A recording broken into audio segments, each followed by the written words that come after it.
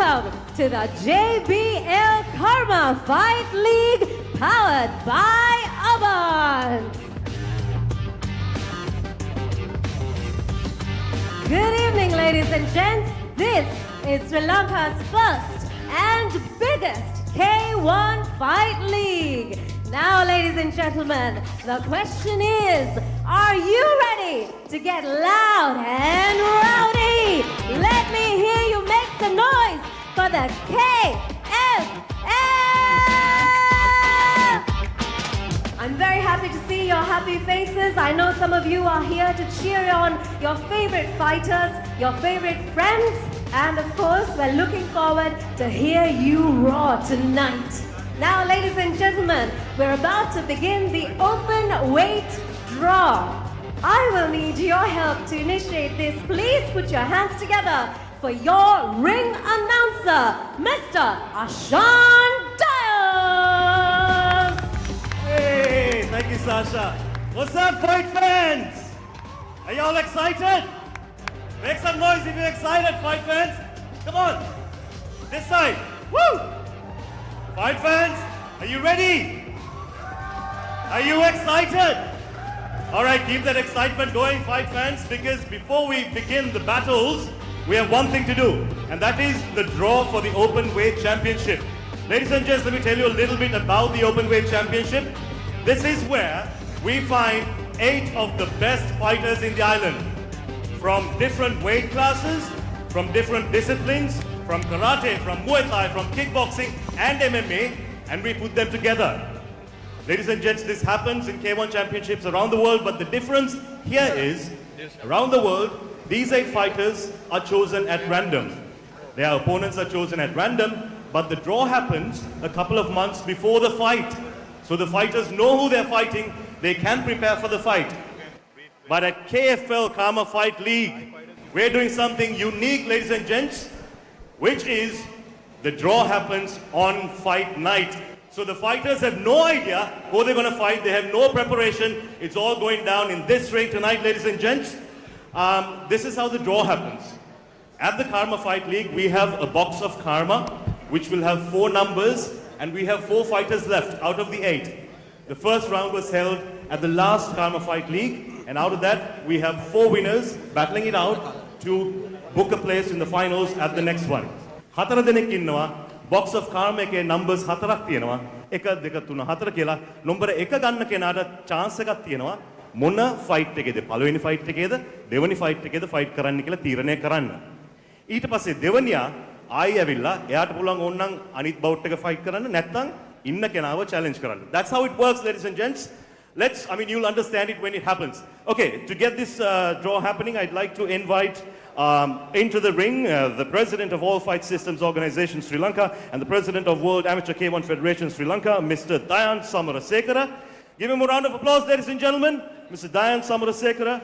And the president of National K1 Federation India, president of World Amateur K1 Federation India, and a representative of King of Kings India, Mr. Johnson Tricky. Let's make them welcome, ladies and gents. Welcome, gentlemen. All right, ladies and gents, it's time now to invite the fighters into the ring. You got to get real loud. You got to help me out. First of all, make some noise for Tazo Shubiditse from K1 Ceylon.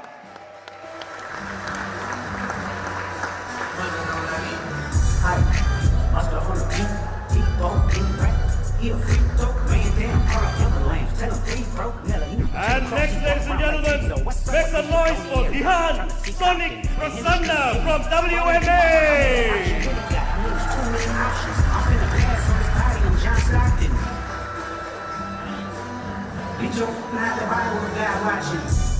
Making his way into the ring next, ladies and gentlemen, please welcome independent fighter Lakiri Silva.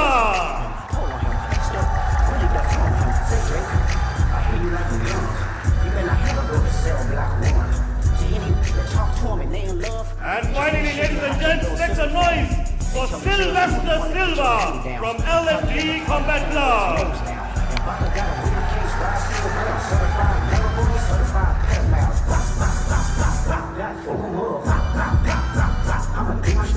Why you trying to make a bitch you tired? Trying to strike a chord. Alright, we have the fighters. We have Tazo, we have Gihan Sonic Prasanna, we have Lakiri Silva, and we have Sylvester Silva. Ladies and gentlemen, it's time to let karma decide. They not like us. They not like us. Like I said earlier, ladies and gents, we have 4 numbers. These 4 open weight contenders will pick 1 number each from the box. This time, ladies and gents, Tazo gets first pick. Take a number, don't look at it, don't show anyone. You know the drill. Alright, moving on to Gihan Sonic Prasanna. Pick your karma. Jumping, you get a wedgie, be flipped over your boxes or over your foe. The other option, better straighten they posture. Got famous all up in contact. Might write this with a doctor. And we have Lakiri Silva picking his number. And finally, ladies and gents, Sylvester Silva. Alright, the box of karma has spoken, ladies and gents. Fighters, who's got number 1? Tazo. That's so weird, man. Number 1, which bout do you choose? Which bout? First one, Tazo has picked the first bout, ladies and gentlemen. So the gentleman who has number 2 now can choose if he wants to fight Tazo or if he wants to fight in the second bout. Number 2, who's got number 2? Gihan? Sonic has picked match number 2. Ladies and gents, now the person who's got number 3 can decide who he wants to face. Does he face Tazo or does he face Sonic? Who's got number 3? Sylvester, who do you pick? Sylvester's picked Tazo, ladies and gentlemen. We have the first open weight bout of the night. We have the fighters facing off.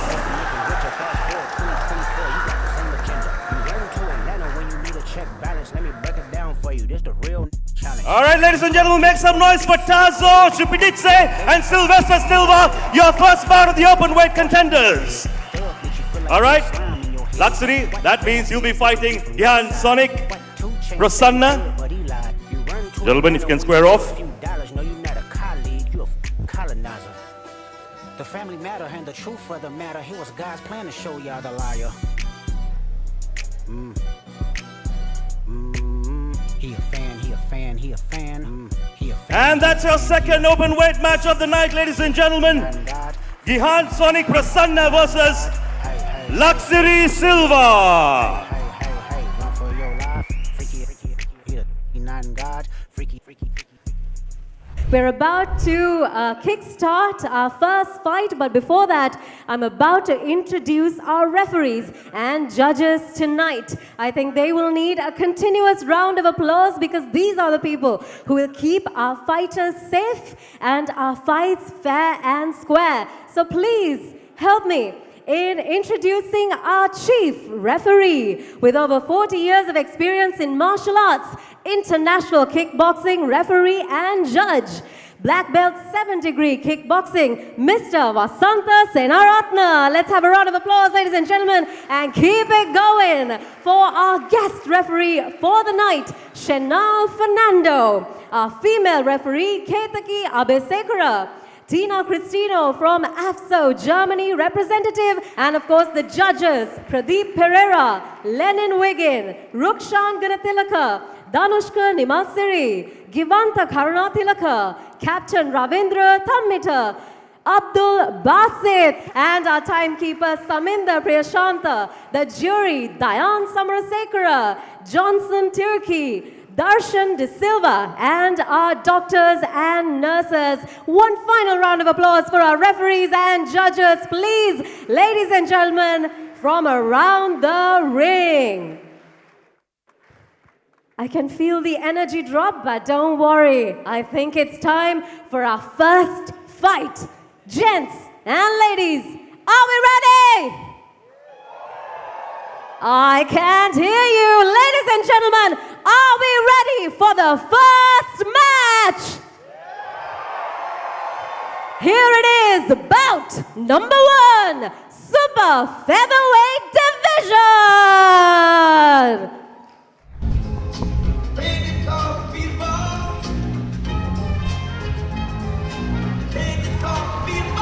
Walking to the ring, Vinuja Jaisingh representing Real Fitness 360. a two-time national champion in karate, and a second place in the amateur boxing championship in Kerala. He looks ready to go, Senator. You know, for this guy, he's 20 years old, right? For him to take on someone like Prizel Fernando, and if he gets this win tonight, he is at the top of the food chain because his opponent is no joke, and Vinuja has got the skills to be and compete in the ring against someone like Prizel Fernando. You know, karate is a very important martial art for K1. If it's the precision that he brings in his punches to this bout is a huge factor that we need to consider when we're looking at this bout to its entirety. And always good to see a clash of two styles as well, karate and Muay Thai. And seeing what comes out. K1 was created for this, to see different different striking combat sports come together and see which one comes out on top. Silence as we wait for the man. All funked up. Prizel Fernando, I present to you the boy from Kerry College. The crowd seems to love him today. Oh yeah. The crowd loves him. He's got a point to prove, and he's looking for his first knockout victory in this tournament, or in his career as well. The boy comes with a lot of experience, 9 years in the scene, right? He's a southpaw. Above all, he's competed. He's been in the circuit. He's got himself 2 WBC amateur wins. He's also a Muay Thai national bronze amateur. And check this out. Recently, seems to have knocked out Sylvester. That was in 2023, correct? Yes. To do something like that to the current open weight contender Sylvester Silva is crazy.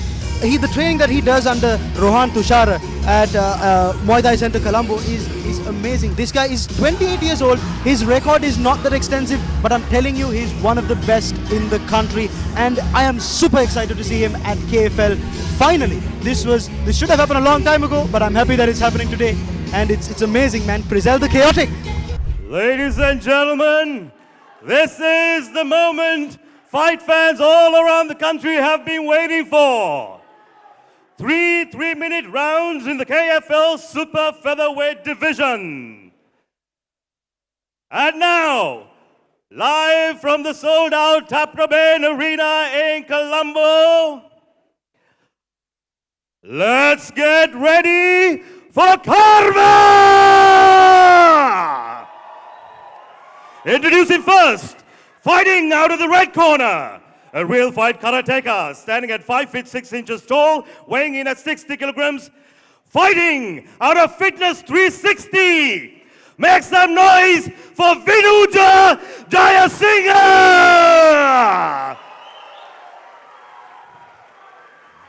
And his opponent, fighting out of the blue corner, a Muay Thai fighter standing at 5 feet 8 inches tall, weighing in at 60 kilos, fighting out of Muay Thai Center Colombo.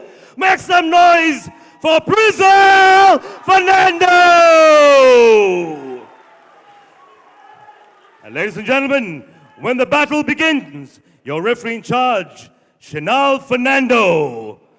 Let's go to war! Ladies and gentlemen, the first bout of the night is in the super featherweight division. Vinuja Jayasinha standing tall at 5 feet 6 inches, weighing in at 60 kilograms, and Prizel Fernando 5 feet 8 inches and weighing in at 60 kilograms. This bout will be carried out under the standard K1 rules, and the referee is responsible to ensure fair play. You know, one thing that I realize is the significant age gap in this bout, but you know, despite that, I believe this is the perfect matchup for both these fighters. Both these guys have awesome opponents for their debut, for their first fight at KFL. Let's see how it goes. Here we go. KFL 3 is officially underway. 3 3-minute rounds. Prizel checking his stretchings out, attacking the legs straight away. He needs to get there. He knows that guy's strong on his legs. Deep kick to the body by Vinuja and Prizel. Oh, I believe that was shin to shin. Kick to the body by Prizel. A head kick blocked by Prizel. Two inside leg kicks by Vinuja. Vinuja doing some good work, establishing some respect. Cross to the face. Forward. Oh, he caught him there. I think Prizel is just sizing him up right now. He's just, making sure he's trying to understand what he's up against. Vinuja, on the other hand, is making sure that he establishes his respect earlier on. For sure. A knee to the body by Prizel.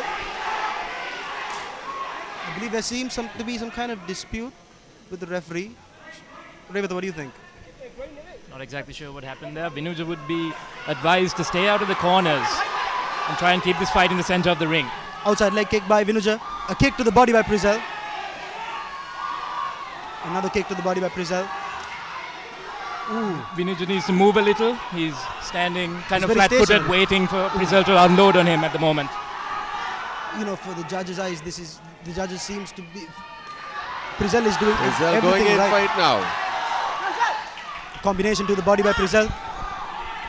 A wild hook by Vinuja. Prizel seems to back off quickly. Good head movement by Prizel. As he did at the start of the round, Vinuja needs to return and get some respect back. He can't let Prizel walk him down like this. It's a very interesting bout. You know, Prizel seems to be having the upper hand so far. Oh, that's very odd. And you cursed him with your comment right now. Clearly, You don't see that he's happening losing every his day. grip over there, but Yeah. I feel Prizel is being a little too cautious right now. He is going a little too much on the defense, and Vinuja, on the other hand, is getting in a few kicks in. Yeah. Oh, Superman punch by Prizel. Vinuja backs away nicely. Oh! A He connected that though, he connected. a nice spinning back kick. I believe that connected. Yeah, just Connected. grazed over the top of Prizel's head. He looks fine though. He looks fine. He's. Does it count as a point though? I mean, well, There was judges a soft told- connection. Ooh, shots to the body, shots to the head by. Oh, and Prizel now put. Prizel is in trouble Vinuja now. on the prowl now. Prizel's in trouble now. Will the referee show a standing 8 count? No, just breaking them up. Nope. Prizel is he's Oh, kick to the body by Prizel. Another kick to the body by Prizel. Prizel seems to be slipping off a lot in this bout. This is the second time that happened. I wonder if it's the lack of grip on his feet. Big shots to the head by Vinuja, and Prizel counters with his own head shot and a kick to the head there by Prizel. Vinuja having a lot That's of round one. Vinuja having some success in the pocket. That was a What? very close round. I feel Gentlemen, like, you know, this look Round at the- one belongs to whom?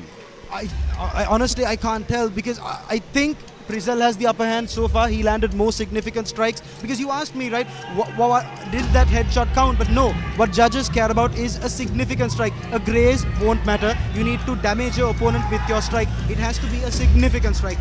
Wow, man, I did not expect a fight like that, like a style of fighting like that from Vinuja, to be honest, because I thought with his age he might not have that much of experience against someone like Prizel. But I'm sure when he was getting prepared for this fight, he knew he was getting ready for a fight, and Vinuja is giving him exactly that.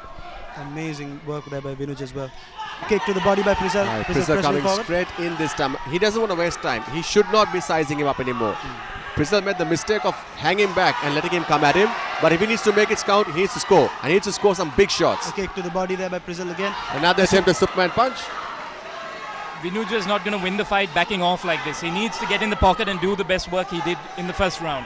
A spinning back fist attempt there by Prizel. A kick to the body. A teep kick to the body again by Prizel. Vinuja counters back with another teep kick. Didn't seem to have connect though. Prizel seems to be on the offense in the beginning My of this. problem with the boy. Oh! A nice kick. Straight 1-2s. Partially blocked there by Vinuja. Some nice work from Vinuja there. This fight is getting exciting, boys. Vinuja is having a lot of success when he puts some combinations together. He just needs to let his hands go a little bit more. Yeah. Outside leg kick by Vinuja. That's a Prizel knockdown. lands How about clean- that? It's a That right knockdown. hand clean. Vinuja was like, hello, say hello to my fist. The referee not issuing a count there, That just decides to rule it a slip. that got me concerned too. That definitely unsettles him a little bit. You can see Prizel is unsettled. That took him by surprise. Outside leg kick by Prizel. Prizel informing the referee that there was a shot to the groin. Vinuja with a beautiful overhand right there That was- Prizel did not He gets expect. a breather now, doesn't he? I guarantee you Prizel was not expecting that from No Vinuja. chance. Straight The jabs. nerves from the first round are now gone.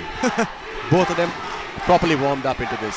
Kick to the body by Vinuja, and Prizel counters, but partially lands partially there. Outside leg kick. Prizel paying respects to what happened a few seconds ago. Yeah. It's like, okay, now it's my time to get you in the face. Tell you what, experience matters over here. Experience matters a lot. The pace in the first round seems to have gone down by now. Yep. Ooh, a head kick by Prizel, but Vinuja blocks it. Ooh, a question mark kick by Vinuja. Prizel acknowledges it. A kick to the body by Prizel and a cross by Vinuja. And knee to the body and a teep kick also by Prizel. Anybody's round to win this. You know, a knockout can happen at any point with these two guys. I believe Prizel is a little bit ahead in terms of points right now. A spinning back kick attempt did not land though by Vinuja. A kick to the, I believe that was a punch to the groin. Yeah, another groin shot. That one seemed to take the wind out of Vinuja a little bit. Talk us through this. How many kicks to the groin is allowed? I mean, in the sense of a rule. Well, as long as a fighter can continue, Okay. and if he informs the referee that he can continue despite the groin shot, the fight can let move on. It seems Vinuja is ready to fight. Oh my God. Hear that crowd go. That was scary. Well done, son. That was scary, to be honest. You know, I thought the fight was going to end there, but Prizel, a big kick to the body there by Prizel. The question now, though, is how much did that take out of young Vinuja? That he seems to have been affected a little bit. It takes a lot of courage. It takes a lot of courage to stand up and do what he just did. The end of the second round, boys. Prizel, I think what he did in the second round, let's disregard the groin shot for a second. I think the kicks to the body, the deep kicks to the body, and those outside leg kicks by Prizel worked like money. That was a good game plan by Prizel for the second round. And Revata, assuming you're the coach right now for Vinuja, what would you be saying? I would say stay out of the range of those kicks. Get inside and use your punches a bit more. That overhand right was money in the first round, money in the second round. Try and get inside and do some work there. As you said, Shyam, it seems like Prizel edged that round. You need to also check, not just physically, how is he handling this mentally right now? You know, He's big a crowd, young lad. The crowd is against him in a way. Tries to sweep him off. Another one to the head. Inside leg kick and a head to the kick by Prizel. Superman punch by Prizel. Beautiful and Vinuja backs off. Prizel will now look to go all out. Prizel connects with that left hook. Clean on Vinuja. A knee to the head there by Prizel as well. A deep kick by Vinuja. Prizel founding his range, looking very loose in this third round, bringing his best work. Like he wants that. He wants that knockout. He's not had a knockout win, right? So he wants that knockout. He's going to do everything he can. He knows he's ahead on the points, so he'll take a few risks right now. My God, the durability of Prizel. I think Vinuja just landed a straight head kick and another one right there. It landed clean, Revata. But Prizel just keeps going forward. A spinning back kick by Prizel. It didn't seem to land though. A straight cross by Prizel now. A spinning back kick by Vinuja. Did not land there. Time for Vinuja to bite down on his mouthpiece, enter the... Beautiful knee. I think that was a front knee that landed. Yes, that was a knee that landed clean on the head. You could see Vinuja's eyes roll back and he hit the canvas. And the dropped, referee calls it. Him. And it is a knockout victory for Prizel Fernando. He gets his knockout he wanted. He set about what he wanted to do and he got it. Well done, young lad. Well done, Prizel Fernando. Welcome to the Karma Fight League. Season 3. He said that he wants a knockout. And he got it. Wow. And this is what I love. This is what I love. Nice the camaraderie, sportsmanship. brotherhood. Excellent work. Basking it, boy, basking it. You won this. Fair and square. Excellent work. What a way to get the crowd going. First fight, straight off the block. Prizel the Chaotic. Wow. Ladies and gentlemen, our referee Shanal Fernando has called a stop to this fight in the third and final round, declaring the winner by knockout, Prizel Fernando!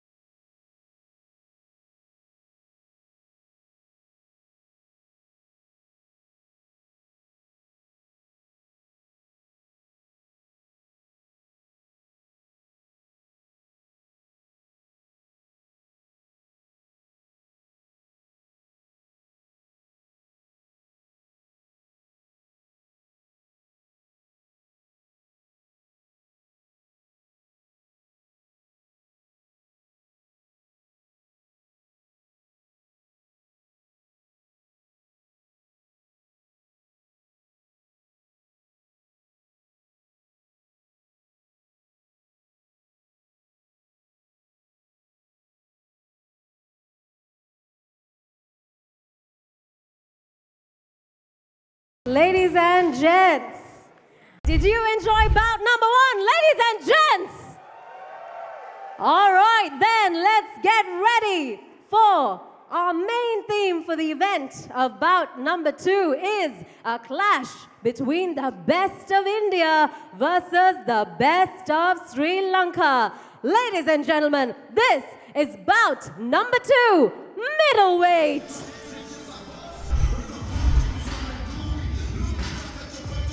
The first India versus Sri Lanka bout of the night. Lionel Hupping making his KFL debut here in Sri Lanka, proudly waving his mother flag from his home country, India, representing Team India, standing tall at 5 feet 8 inches, weighing in at 75 kilograms. You know, his primary discipline is Muay Thai, and he says that basically before the events, he said that in a fight that I am willing to push my limits, to push my bodily limits during the fight. I don't care about my body, I will somehow get the job done, and I'm willing to push any physical limits to get it done.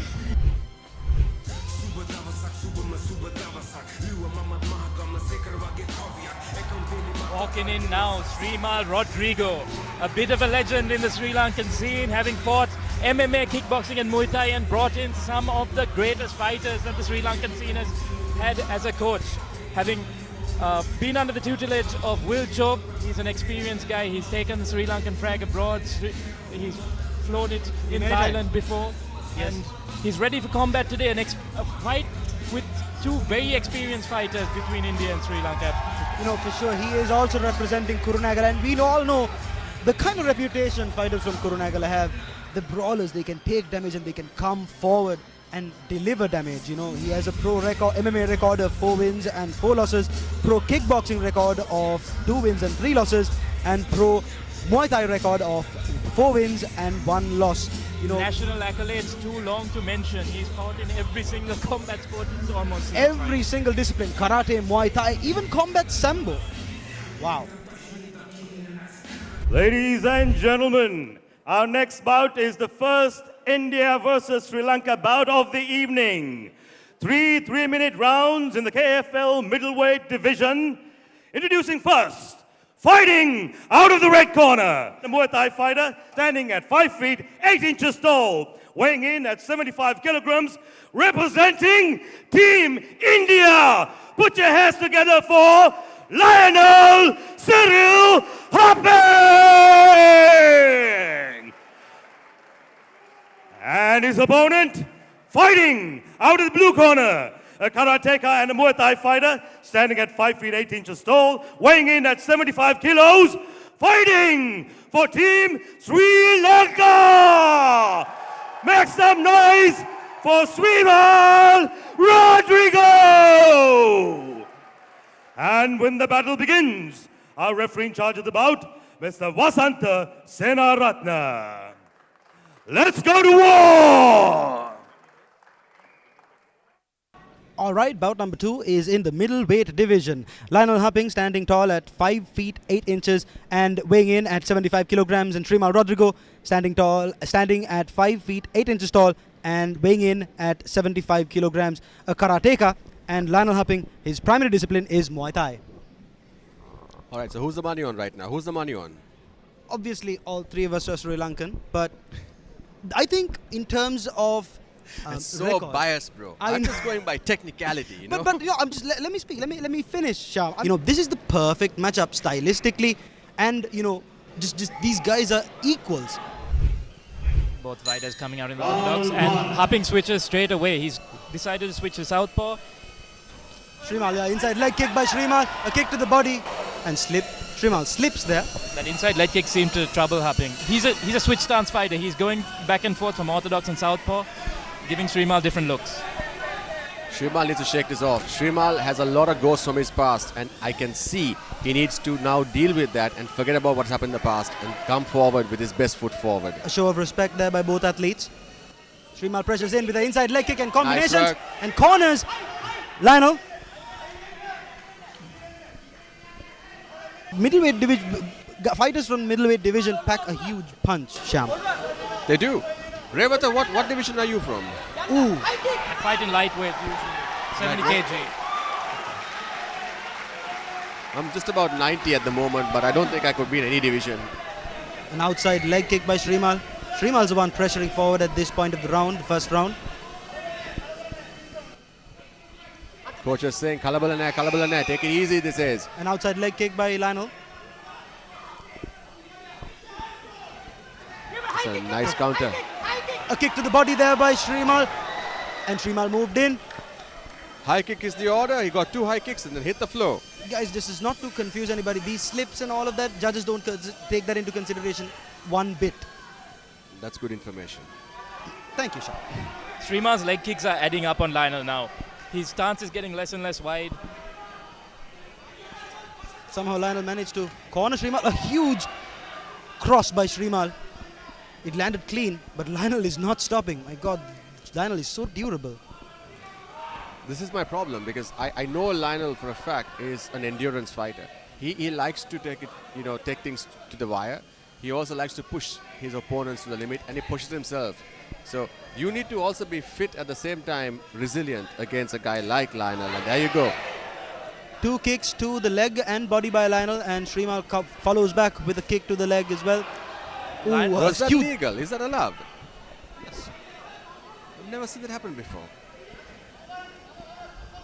An inside leg kick by Srimal. A moment ago, Srimal landed a cross, I believe, that landed clean on Lionel.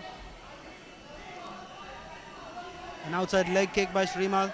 Lionel pressures forward. And a big outside leg Press kick him by down. Srimal. That's an illegal sweep. I beg your pardon, Lionel. Lionel protesting there. There's a little naughty by Srimal over there. Also maybe Lionel showing Srimal his front leg, like kick it. Here it is.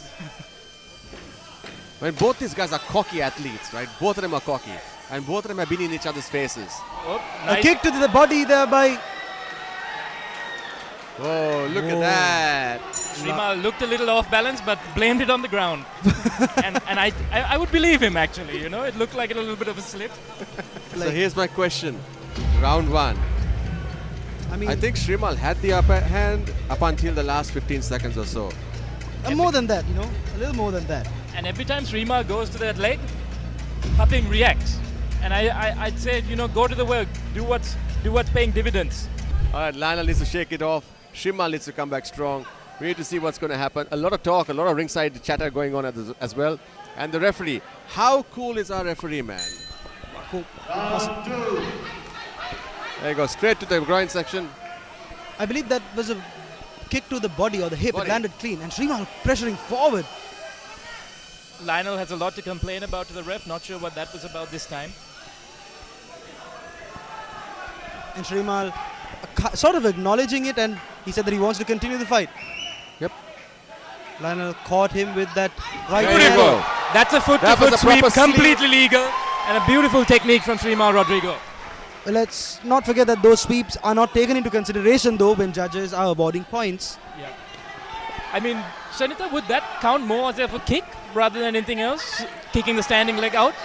I mean, that happens in kickboxing, right? Plenty of times. It happens in Muay Thai. It's now Srimal pressuring forward now. This is only the second round, guys. These are very experienced fighters. A huge outside leg kick by Lionel. It landed clean.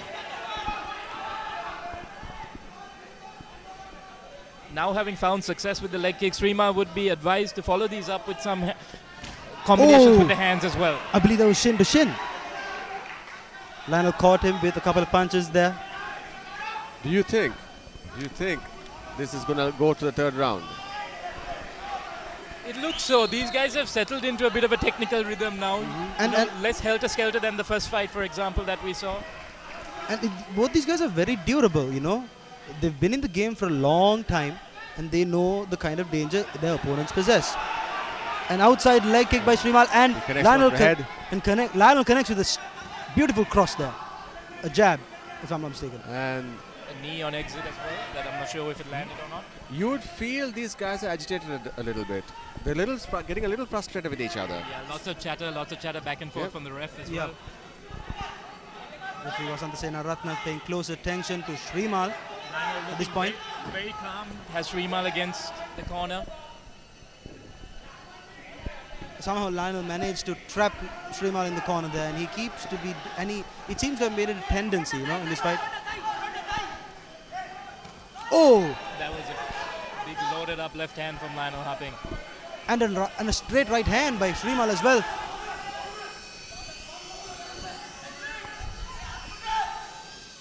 Oops, Srimal. Oh! You gotta hear that crowd. The crowd is loving this. They're sucking it all in. Oh, it's very tense in this room right now because you don't know where this fight is gonna go. Srimal playing with feints a little bit more, trying to set things up. Srimal charging in with that 1-2 and a huge overhand left by Lionel. A kick to the body by Lionel, and Srimal counters back. You get this with the right hook. You get this feel that Lionel is actually looking for an opening. He is wanting to go for a knockout punch. For sure. Every single time. You look at it. Whenever he goes to a corner, he's looking for that. He's just looking. Lionel's best weapons, I would say, Revata, is both of his hands. His boxing seems to be on point. Yeah, you saw that left hook land that threw Srimal off balance in that round as well. And one thing, Lionel's dictating where the fight is fought in this ring. He's walking forward, Srimal's always on the back foot. For sure. Srimal needs to be extremely careful and make sure that Lionel doesn't pressure him. He needs to be on the offensive in this round. This is the third and final round, guys. Third and final round. And there he goes, straight off the bat. Srimal taking it to Lionel. That On the looked floor like a once slip, again. not like a knockdown. I believe that it was a slip. That was not a knockdown or anything, but Srimal Lionel catching the leg there. That was legit. and Srimal informing the referee Immediately. Ooh, Lionel caught Srimal with that right hand. Right hand. Srimal with a lot more aggression, but Lionel's hands, they're landing and hurting Srimal. Srimal looks off balance each time he enters the pocket. Lionel's landing and Srimal's stumbling. Absolutely. Srimal tried to land a spinning back fist there, but got caught by Lionel. That initial burst of energy once again, sizing him up. It's good that Srimal has his guards up. Beautiful Srimal right charging hand. in right now. How is that for a counter? And that karateka-like blitz from Srimal, going For back sure. to his old days.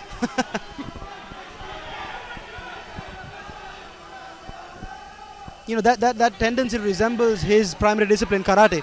Revata, like you said. And again, having success with these blitz. Those matter a lot at this point. Lionel needs to have an answer for that. Acknowledgement of that kick from Srimal. It didn't land clean, I believe. An outside leg kick by Srimal.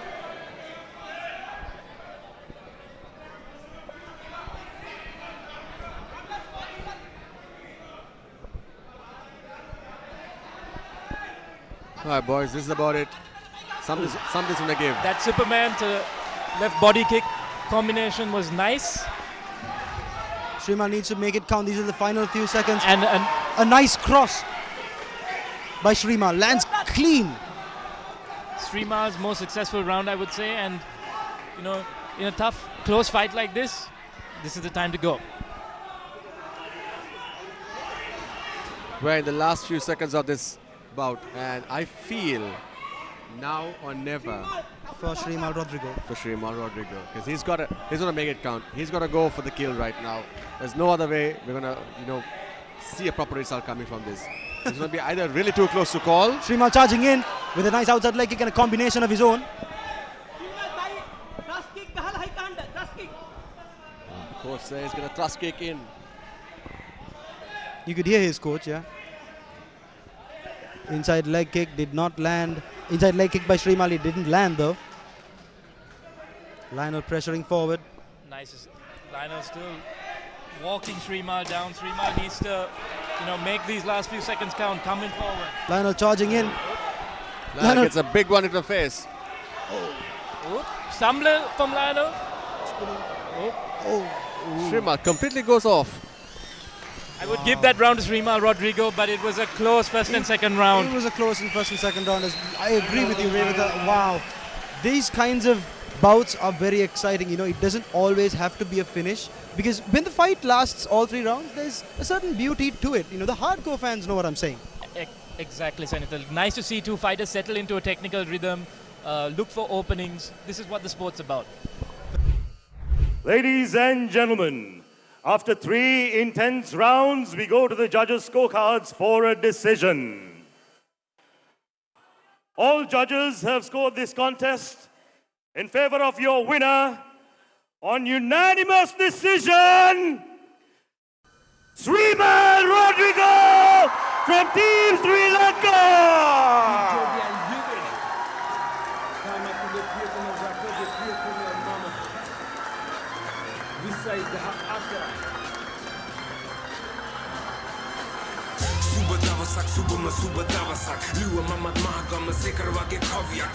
Congratulations, Srimal Rodrigo. Now, we would like to invite the runner-up representing India, Lionel Cyril Hopping, receives a check of 50,000 rupees.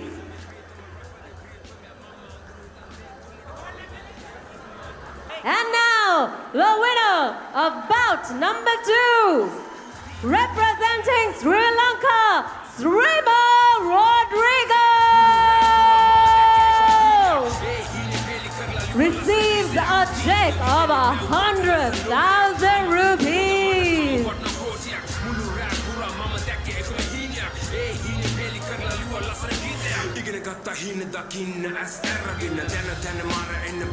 Ladies and gentlemen, make some noise for Srimal Rodrigo! Congratulations, Srimal. Before you go, I think I need to speak a few words. Srimal, me jayagrahane wada kochchara wedagath unada? To be honest, this is big because last time I failed, but I promised to my country I did this, and in future, yes, I am for Sri Lanka, my country, my blood. This is my blood. And the other thing, hey guys, don't judge our athletes every time. Encourage. Don't disappoint from social media or anything, because they have their own fight with the life. That's the fighting athlete in Sri Lanka. And also the most dangerous people, athletes who motivated by themselves. That's it. Sri Lankan can do this. Yes. Congratulations, Srimal Rodrigo wins the bout number 2. Thank you very much. And now, ladies and gentlemen, our upcoming fight is between an undefeated fighter in Sri Lanka versus a debutant who showed up as a last-minute injury replacement. Are you ready for bout number 3, boys and girls? Stepping in on short notice for this bout against Isuru is Dhayabaran Clarence. He is training under coach Ashok Jayaratna from K1 Ceylon. He's, Revata, the funny thing is, this guy has been sparring with Tazo and Sabah Galantia, the two guys who has knockout victories in the last KFL. And he is, honestly, I don't know much about him, but when I spoke to him, he said that, this is a fantastic opportunity. Imagine getting a win against Isuru, that would put me up to the top of the class in Sri Lanka. He has a 1.5 years of experience in kickboxing. He's a southpaw fighter, and he is coming in to make a statement tonight. If you know anything about Sri Lankan striking combat sports, you know Isuru Dilhara. One of the best kickboxers and Muay Thai fighters in the country. Coming out of Hangurang Keta, a breeding ground for Sri Lanka's best, under the great Jamita Bandara.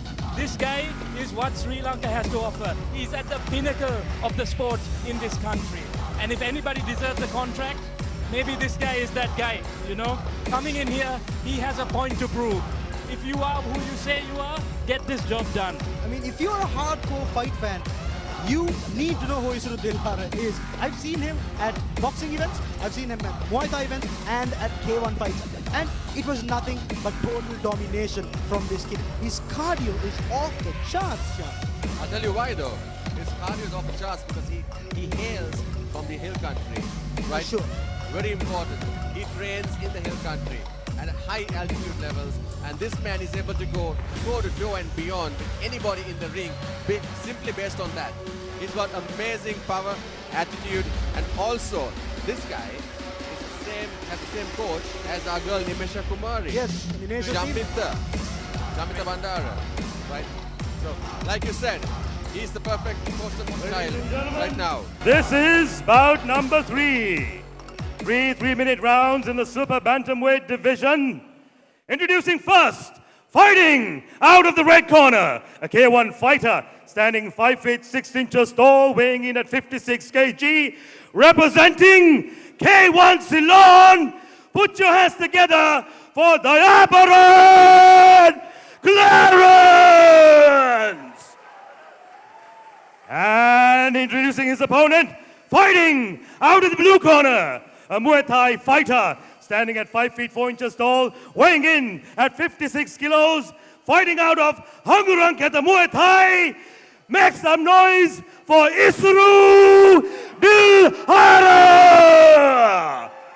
And when the action begins, your referee in charge, Shinal Fernando. Let's go to war.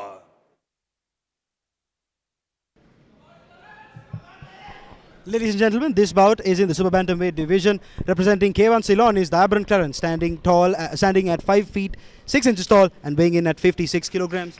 And Isuru Dilhara, of course, standing at 5 feet 4 inches tall, weighing in at 56 kilograms, representing the Hanguranketa Muay Thai Club. Here we go, bout number 3. 1.5 experience versus 5 years of experience. I might need to say though, I loved how Tazo came to the ring and had a chat with Clarence. You know, for sure, he has been sparring with Tazo at K1 Ceylon and under the supervision of Coach Ashoka Jayaratna.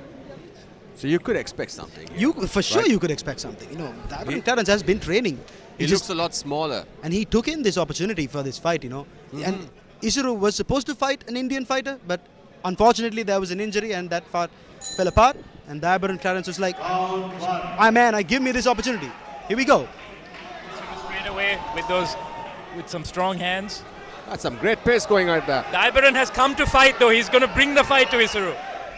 They are sparring and they are sparring hard. But the issue I'm having here is Dhayabaran going all guns blazing. He's going to go out of breath at some point. Exactly, Shyam. That adrenaline jump. You spend it all too early. Way too early. Wow, these exchanges are crazy. And the pace Dhayabaran Clarence brings into this fight is just amazing. Usually though, when Isuru Dilhara enters competitions in Sri Lanka, he comes with an aura around him. Fighters are a little bit hesitant to take it to him. For sure. But today, I think Dhayabaran's coming. This is the hardest few seconds Isuru had to face. Oh, and Isuru caught him clean with a left hand. Now. But here we go. Isuru's like, you want to trade? I can trade too. He was like, man, don't forget, I am Isuru Dilhara. I think he felt a little bit disrespected over there. For sure. I think, you know, Clarence was like, hey man, let's go. An outside leg kick by Isuru. Oh, and Isuru connects there with a big right hand. Just a reminder, a knees to the body in the clinch are not counted under the eyes of the judges when they're scoring. Only knees to the head. Dhayabaran already looking a little bit tired and weary. He is, and is the fading starting now? Is it the end of the beginning? This is the final few seconds of the first round. And Isuru making it count with those mad combinations. Isuru's left high kick is looking dangerous. Each time Dhayabaran bends to that corner, I get a little bit of a feeling in my stomach. Isuru wasn't able to catch Dhayabaran with that kick though, but if he does, man, it's very dangerous. And Isuru caught him again there. I think Isuru senses most of the danger is now gone. He's going to walk Dhayabaran down. And I mean, Dhayabaran needs to make sure he keeps respect here.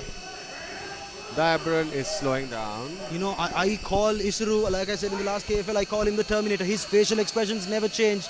This kid is something else. He's pressuring forward with those straight 1-2s, hooks. A knee to the body there by Isuru. And Isuru slips off. One thing I will say is when Isuru comes forward, he's swinging a little wildly and keeping himself open. If Dhayabaran were to time something straight down the barrel, maybe he could have some success. That is 100% right, Revata. Look at those tradings going in. But man, Dhayabaran is very durable. He's eating all these punches. Exactly, and Isuru's not being able to put him away at the moment. And he's being drawn into this brawl. For sure. This is not the type of fight Isuru Dilhara usually likes to fight. You know, he likes to keep it a bit technical. He likes to play from the outside. Is it safe to say that Dhayabaran has taken him off his game a little bit? Yeah, it's not easy fighting a guy who's just coming forward and swinging, you know. It's true, but you know, against all of his opponents, Isuru, you know, all of his opponents. Wow. Oh, a little shot after the bell there, but Isuru is going to keep cool. He's going to go back to his corner a little bit. You know, the round started off with Dhayabaran Clarence taunting Isuru Dilhara. Let's go, come on. But Isuru did not panic. That is a key thing here. And Isuru was like, you know, we got 2 rounds. Let's wait and watch. And that was his attitude after the first few seconds of the first round. What wouldn't you say, Revata? Yeah, I think Isuru, the longer this fight goes, the more it favors him, obviously. But you know, guys, Sham, even this fight was supposed, you know, Isuru was supposed to be the favorite, and I am very surprised as to the durability of Dhayabaran Clarence. Second round. I'll tell you what though, everything. Ooh, an attempt was made. I'll tell you what though, it all depends on what happens in this round. Okay, the first 1.5 minutes on this round will dictate the terms, because I feel Dhayabaran is fading. I feel the oxygen levels are thinning and the brain isn't computing. Ooh, a big kick to the legs by Isuru, and Isuru charges in with those straight 1-2s. And Dhayabaran eats all of those punches. And Dhayabaran is so durable. He takes all these shots to the body, all these shots to the head, and just keeps marching forward. If he could just make that opportune moment, like you said, straight down the barrel, it's open when Isuru is fighting. And a standing count. Gasping. Right. Was there a standing count, Revata? Yeah, it seems like the referee is issuing a standing count. I'm not certain for what exactly that was.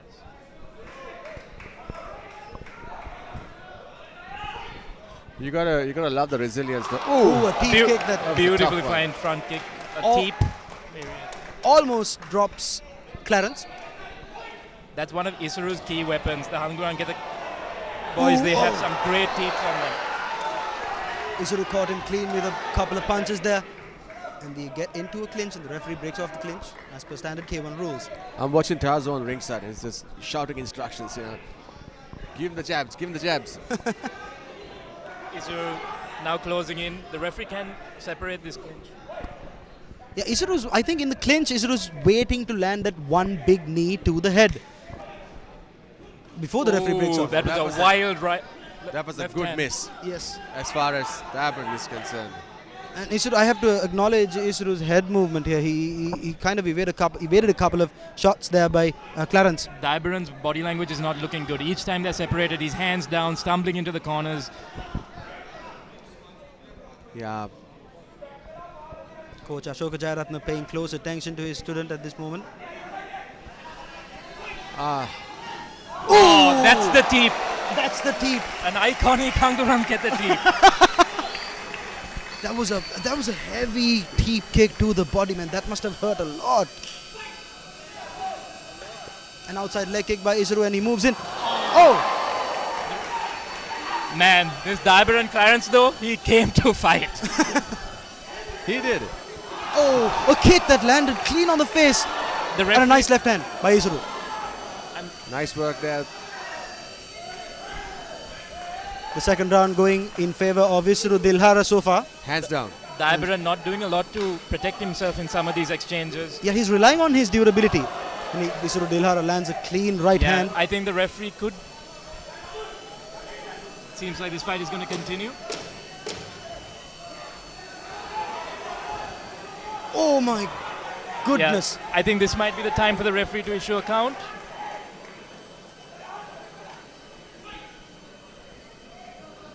Man, Dhayabaran took a lot of damage at the end of that round. That's round 2. That was a brutal round for Clarence. Dhayabaran was, his coaches need to give him some directions at this point. The third round is what matters at the end. Tell you what though, it was a brutal round for Dhayabaran, but man did he stand up.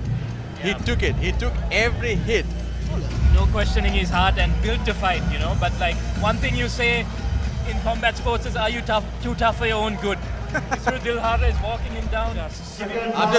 I'm just watching the two corners. Isuru is like really chill and he's all prepped and ready to go. Dhayabaran on the other hand was like a person being completely out of breath. One thing we love this sport for is though it can change in a second. For sure. And Dhayabaran is swinging for the fences when he swings. I remember Mark last time when we were here. All it takes is one hit. Isuru Dilhara charging forward. My goodness. The referee breaks off the clinch. It's interesting when Isuru swings wildly like that. You can also see him moving his head though. He's being watchful even though it looks quite wild. You know, Clarence needs to counter that massive outside leg kick. He needs to get into the pocket. Because Isuru, his kicks are too good. And his boxing is good as well. Oh, head kick blocked there by Clarence.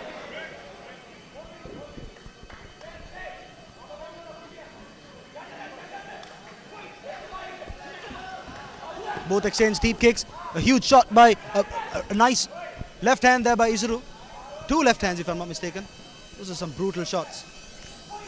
These are brutal shots. Tell you what though, I am absolutely impressed by young Dhayabaran. Okay, both the guys out of the ring for a little bit. Some fresh air. The referee says, hang on. Breathe, man, breathe. Let's do this slowly. Isuru wants to go for the finish. Isuru wants a big finish.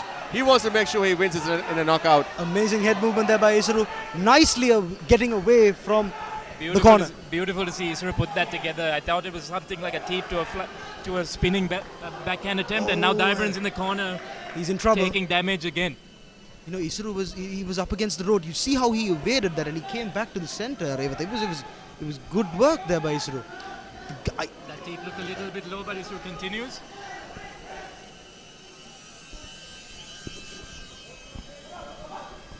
Dhayabaran's body language hasn't looked good since round 1. I need to, having said that, I need to go back to Dhayabaran's comment earlier. That was a big right hand by Isuru, and he's closing in for the kill, but Dhayabaran swings back. This guy takes damage and just gives it back. Oh, Dhayabaran caught Isuru with a couple of shots there as well. Dhayabaran once said, I started fighting because of fear. I started this so I can conquer my fear. Wow, an inspirational story. Honestly, this guy, I've never seen anyone do that to Isuru Dilhara. Yeah, and to do that on short notice is crazy. I think I can see a look on Isuru Dilhara's face like, why isn't this guy going away? Right? It's like, you keep coming at me. I keep running over, you keep coming at me. What's going on, man? I believe the referee has called a stop to this contest. Yes. I think maybe a little bit too much of an accumulation of damage. Ladies and gentlemen, your referee, Shinal Fernando, has called a stop to this bout in the 3rd and final round, declaring a winner due to a doctor stoppage, Isuru Dilhara!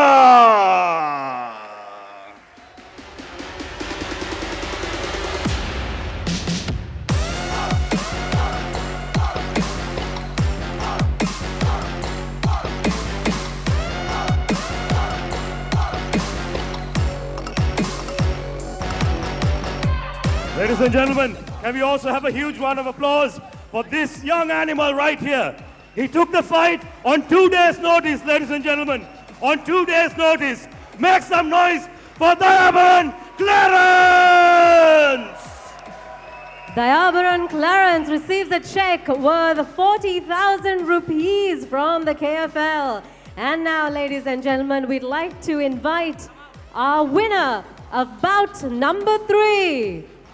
From the Hangaranketa Muay Thai Club, Isuru Dilhara! Receiving a check of 75,000 rupees from the KFL.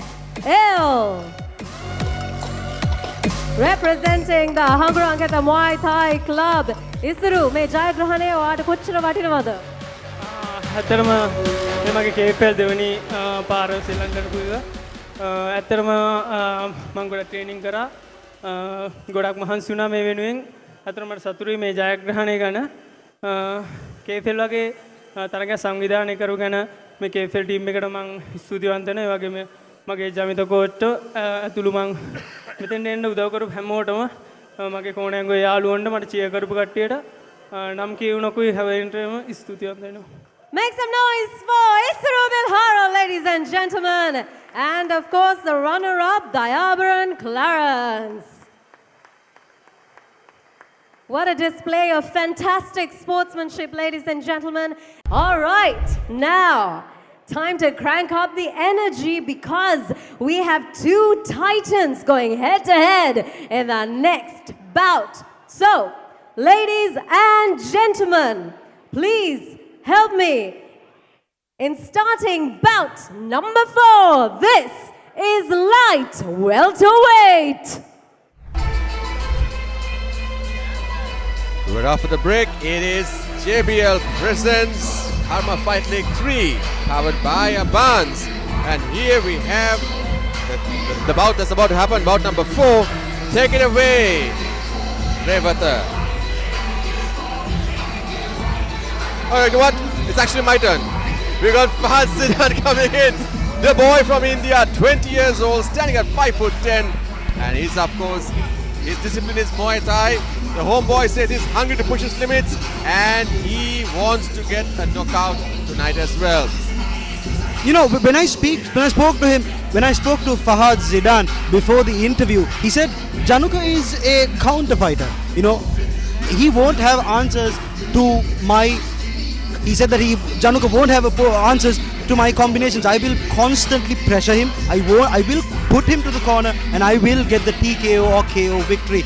That he is 100% confidence coming into this bout. And you know, he has said he watched Januka fight before, and he said he is not a problem for me. He is also an excellent competitor in boxing, Muay Thai, K1, Brazilian Jiu-Jitsu and MMA. Coming to the ring now is Januka Ranavira, the Hound. The first time I saw Januka, he was floating across the mats at the shed in Nugegoda, and I was like, who is this guy? Even though he was early on in his martial arts journey, he looked like a guy who had been doing this for a lifetime. And very soon we realized we had something very special on our hands. Januka doesn't just have a great work ethic, a mind for the game and technical ability, he has it. An unshakable mindset, a belief in himself like no other, and a stone-cold demeanor that he will bring into the ring today. He represents an upgrade for Sri Lankan martial arts. The next gen, what we have in this moment right now.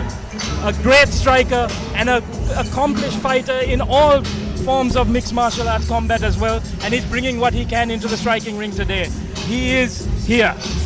Wrestling, jiu-jitsu, kickboxing, Muay Thai, anything, man. This guy is an all-round fighter, and right now he is one of the best kickboxers in Sri Lanka based on his past performances. Ladies and gentlemen, your next bout of the evening, once again, it is India versus Sri Lanka.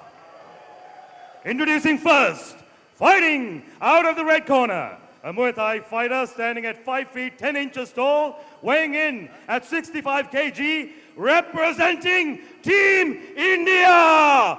Make some noise for Fahad Zidane! And his opponent, fighting out of the blue corner, a Muay Thai fighter standing at 5 feet 9 inches tall, weighing in at 65 kilos, fighting for Team Sri Lanka! Make some noise for Januka, the Hound Ranavira! And when the battle begins, your referee for the bout, Mr. Vasanta Senaratna. Let's go to war! Bout number 4 is in the light welterweight division. Fighter from India, standing tall at 5 feet 10 inches and weighing in at 65 kilograms. And Januka, the fighter from Sri Lanka, standing tall at 5 feet 9 inches and weighing in at 65 kilograms. Zidane is 100% confident, you know. He said, and the face-off is very intense yesterday. It was crazy at Fairway, Colombo. He actually was walking into this whole thing very confidently. This afternoon as well. I was like, how are you feeling? Like a winner. You know, you're going to love that. You're going to love that attitude because it basically means that they're here for business, right? Januka, on the other hand, is a little bit more humble.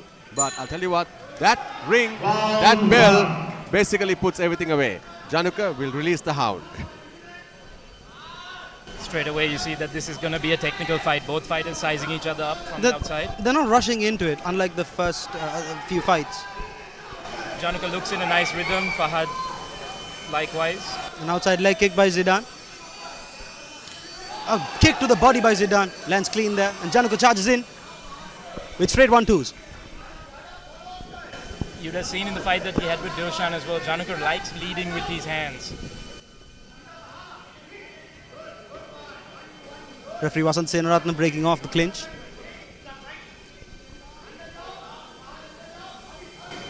An outside leg kick didn't land properly. Januka establishing a little bit of control here in the center. Fahad said he would be putting the pressure on him straight away, but Januka seems to have established the control of the center first. And that's a very important factor too. You know, it affects a fighter mentally. And Fahad, Nice little combination there, even though a lot of them did not get through the guard. a kick to the body by Januka.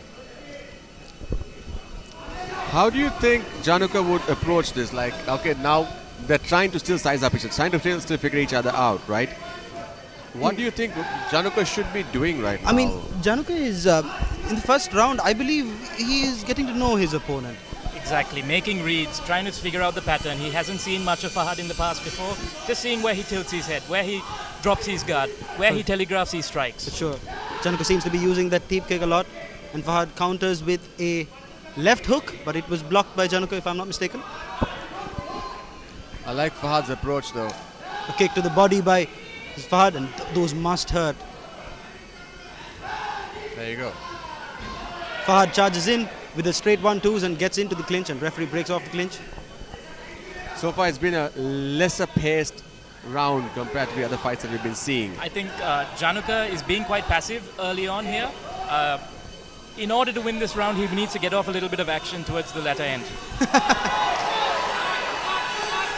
Like that? Exactly. I think he heard you. Something tells me that. He's like, okay, let me do that. A few questions for the referee. The referee says go. Ooh, straight 1-2s landed Beautiful. clean by Januka. Hi Those are guys, the taking a bit of a sidestep from this, from the previous fight that happened between Clarence. Yeah. I checked with the referees and asked them why they stopped the game. Turns out it was a medical stoppage. I see. The first 2 rounds were clearly won, and it was just not in Clarence's. It was a smart move by the officials. Yeah, so they were like, it just doesn't make sense. Januka charges in with that Superman punch, and Fahad answers his That's his the end own. of the first round. Yeah, Wow. a tough round to score again. For sure. Both fighters had their successes. And I think Januka landed a right hand at the end, which caused Fahad a little bit of trouble. Maybe it's tough to know how a referee judges, how a judge judges. Would look at this round. look at the way these two guys are breathing. Fahad he doesn't seem that tired, and Januka, he seems to be not tired as well. That was a very good round by both these guys. Speaking on Januka's gas tank, he works really hard. He has great conditioning, and I don't think these 3-minute rounds are going to be an issue for him, but let's see how the pace is pushed in these coming rounds. In this round, Now they've gotten to know each other. Here's where the fight's going to get interesting. Zidane starts off the round with a teep kick and a couple of kicks to the leg there. Januka a lot more active at the start of this second round. Maybe that was some advice coming from the corner as well. I think it's a bit obvious that Zidane's giving away his tactic. It's like, okay, I'm gonna go for the kicks. Oh, I believe that was a kick to the groin. Immediate apology. The referee will give Januka some time to recover. I could see hopping at the corner as well over there, cheering for his teammate. A lot's going to be discussed, and from the tournament's point of view, India needs a win. For sure. Oh, Zaha. Fahad comes forward, very aggressive. Very aggressive. Januka. Januka reaching a little bit there for that right hand. Apologizing to his opponent. Oh, Nice leg kick there. and a Superman punch. Fahad counters well though, gets rid of the pressure that Januka is And- putting on him. Fahad caught Januka in trouble there, if I'm not mistaken, but Januka very cleverly evaded those punches and backed off. But yet, that was a good encounter by Fahad. Oh! He caught him clean with that left hand and a kick to the body there by Fahad. Fahad seems to be catching Januka when he comes in, but Januka is catching Fahad at the beginning of these combinations. Man, you gotta expect Zidane though to come here and do what he does on foreign soil. in a room full of in a room full of audience that is against him. You got to No, give it's not an audience that's against him. It's more an audience that's for Sri Lanka. for sure, for sure. I'm being nice here. I mean, but what do you do, right? Meanwhile, on the other hand, we got India taking on Sri Lanka as well Yeah, in cricket. That's the a catch. T20 match. He needs to release. That is happening while this match is happening. Ooh, a head kick by Januka. And Fahad counters again. Yeah, Januka caught twice now in the groin. Now, I'd like to talk about the importance of this whole thing. Having the Indian fighters here at KFL. Yeah, man, Right. I haven't seen that been done ever in K1. It hasn't been done, and is also a direct result of our participation of the King of Kings earlier on. It's also important to thank our sponsors, especially Abans, JBL, and ASG for coming on board. All right, the fight continues. Januka moving side to side, trying not to let Fahad get a read of him.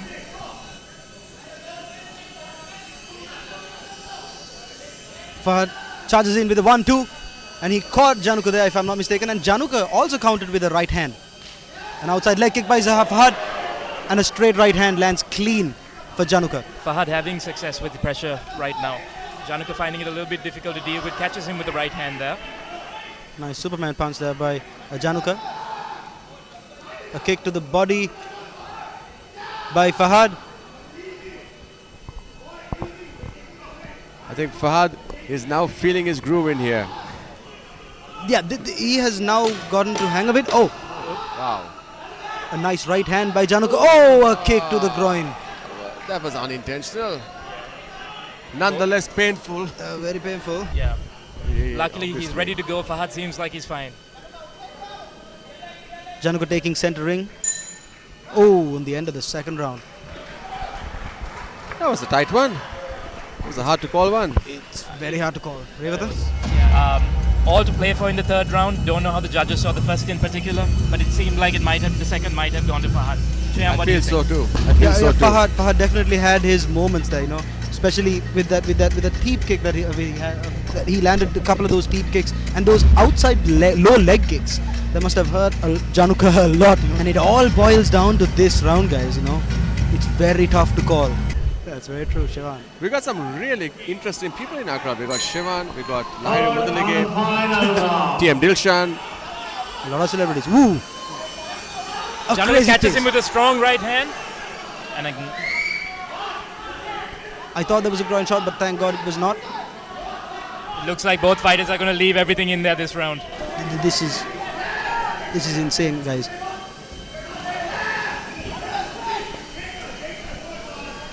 Fahad doing a great job of moving offline there as Januka entered. I believe Januka notified the referee of a shot to the back of the head, but the fight continues nevertheless. Ooh, a straight Big right right hand. hand, and that seemed to by stumble Januka. Fahad, but he returns.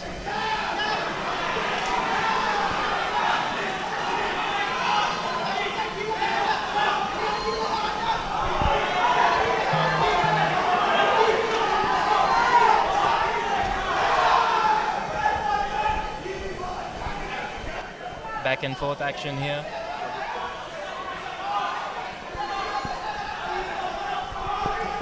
A kick to the head by Januka. Januka backs Fahad up. He has to take advantage of the situation. I like what he did there. And the Fahad, I think he notified the referee of a groin shot, if I'm not mistaken. For the first time in the fight, I saw the hound. He actually backed him to a corner and did exactly what a hound would do. This is exact opposite what he did against Dilshan in the last fight. Yeah, not fighting as a counter fighter this time, bringing it forward. Exactly. You said it best, Revata. A nice right hand by Fahad in the clinch there.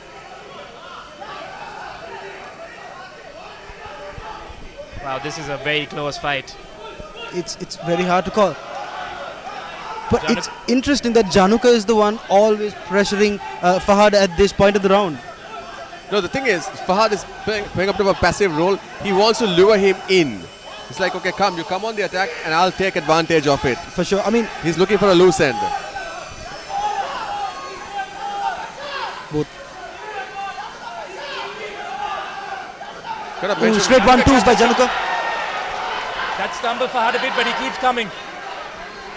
Got to appreciate the durability of Fahad. Ooh, an outside leg kick by Fahad that landed clean for Januka. On Januka. You also got to mention both athletes, they are, in terms of the fitness, they are on a proper level. For sure. Absolutely. This is what professional sports is about. Absolutely. And you could see that they're not tired, they're not worn out. They've got plenty to go in the tank, and they're just, sparring each other. These are heavy shots both these guys are exchanging. Let's leave an impression on the judges, guys. Leave it all in there. Last few seconds. This is going down to the absolute wire. I feel. Wow, excellent fight. Excellent fight. Credit Right. to both gentlemen. It looks to me like this one has gone with Fahad. Well, I might be wrong. It's tough to make that judgment, yes. I would give this round to Januka, the second to Fahad. The first That was a difficult one. The first was a very difficult one. I'm not talking about the round. I'm talking in overall sense. I feel Fahad has the upper hand. Ladies and gentlemen, after 3 close rounds, we go to the judges' scorecards for a decision. All judges have scored this contest in favor of your winner by unanimous decision, representing Team Sri Lanka, Januka Hound Ranavira!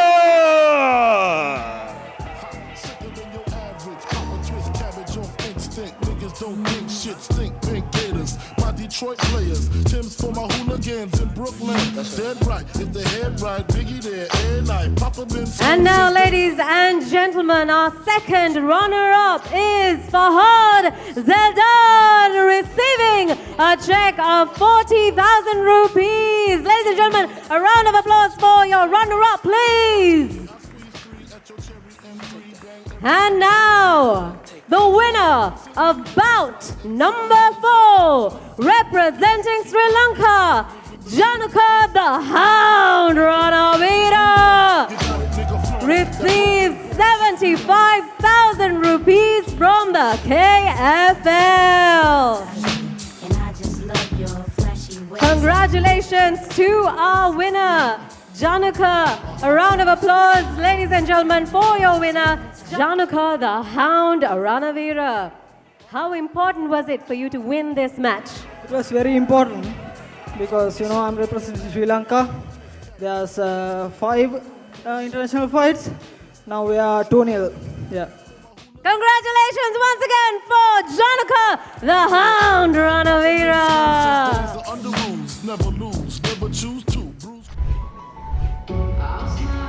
It is the big one. The two ladies fighting for pride. One representing Sri Lanka, the other representing India. And I'm here to talk to you about Nafisa Naim, who says, I'm going to end Nimasha's winning streak. She's out for business, she's out for blood, and she is confident. Started karate 8 years ago, switched to Muay Thai 2 years ago, and has won, and she's fought in international amateur karate tournaments as well. 18 years old, young, 52 kgs, and she is looking to even and equalize the score.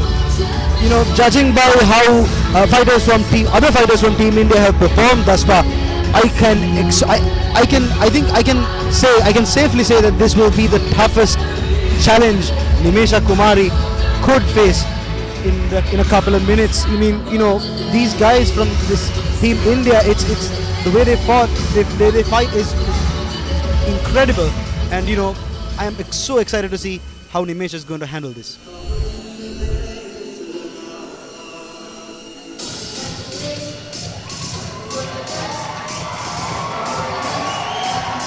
No introductions needed. The word undefeated doesn't often fly by in Sri Lankan kickboxing. What this girl has achieved at the ripe age of 22, at the young age of 22, is incredible. He's under the guidance of her coach, Jamita Bandara. She has absolutely dominated all of her opponents. I wonder sometimes if Nimasha even looks back, when she started fighting as a boxer, when she was very little, would she ever, imagine that this fighting career would ever take her thus far to this great extent.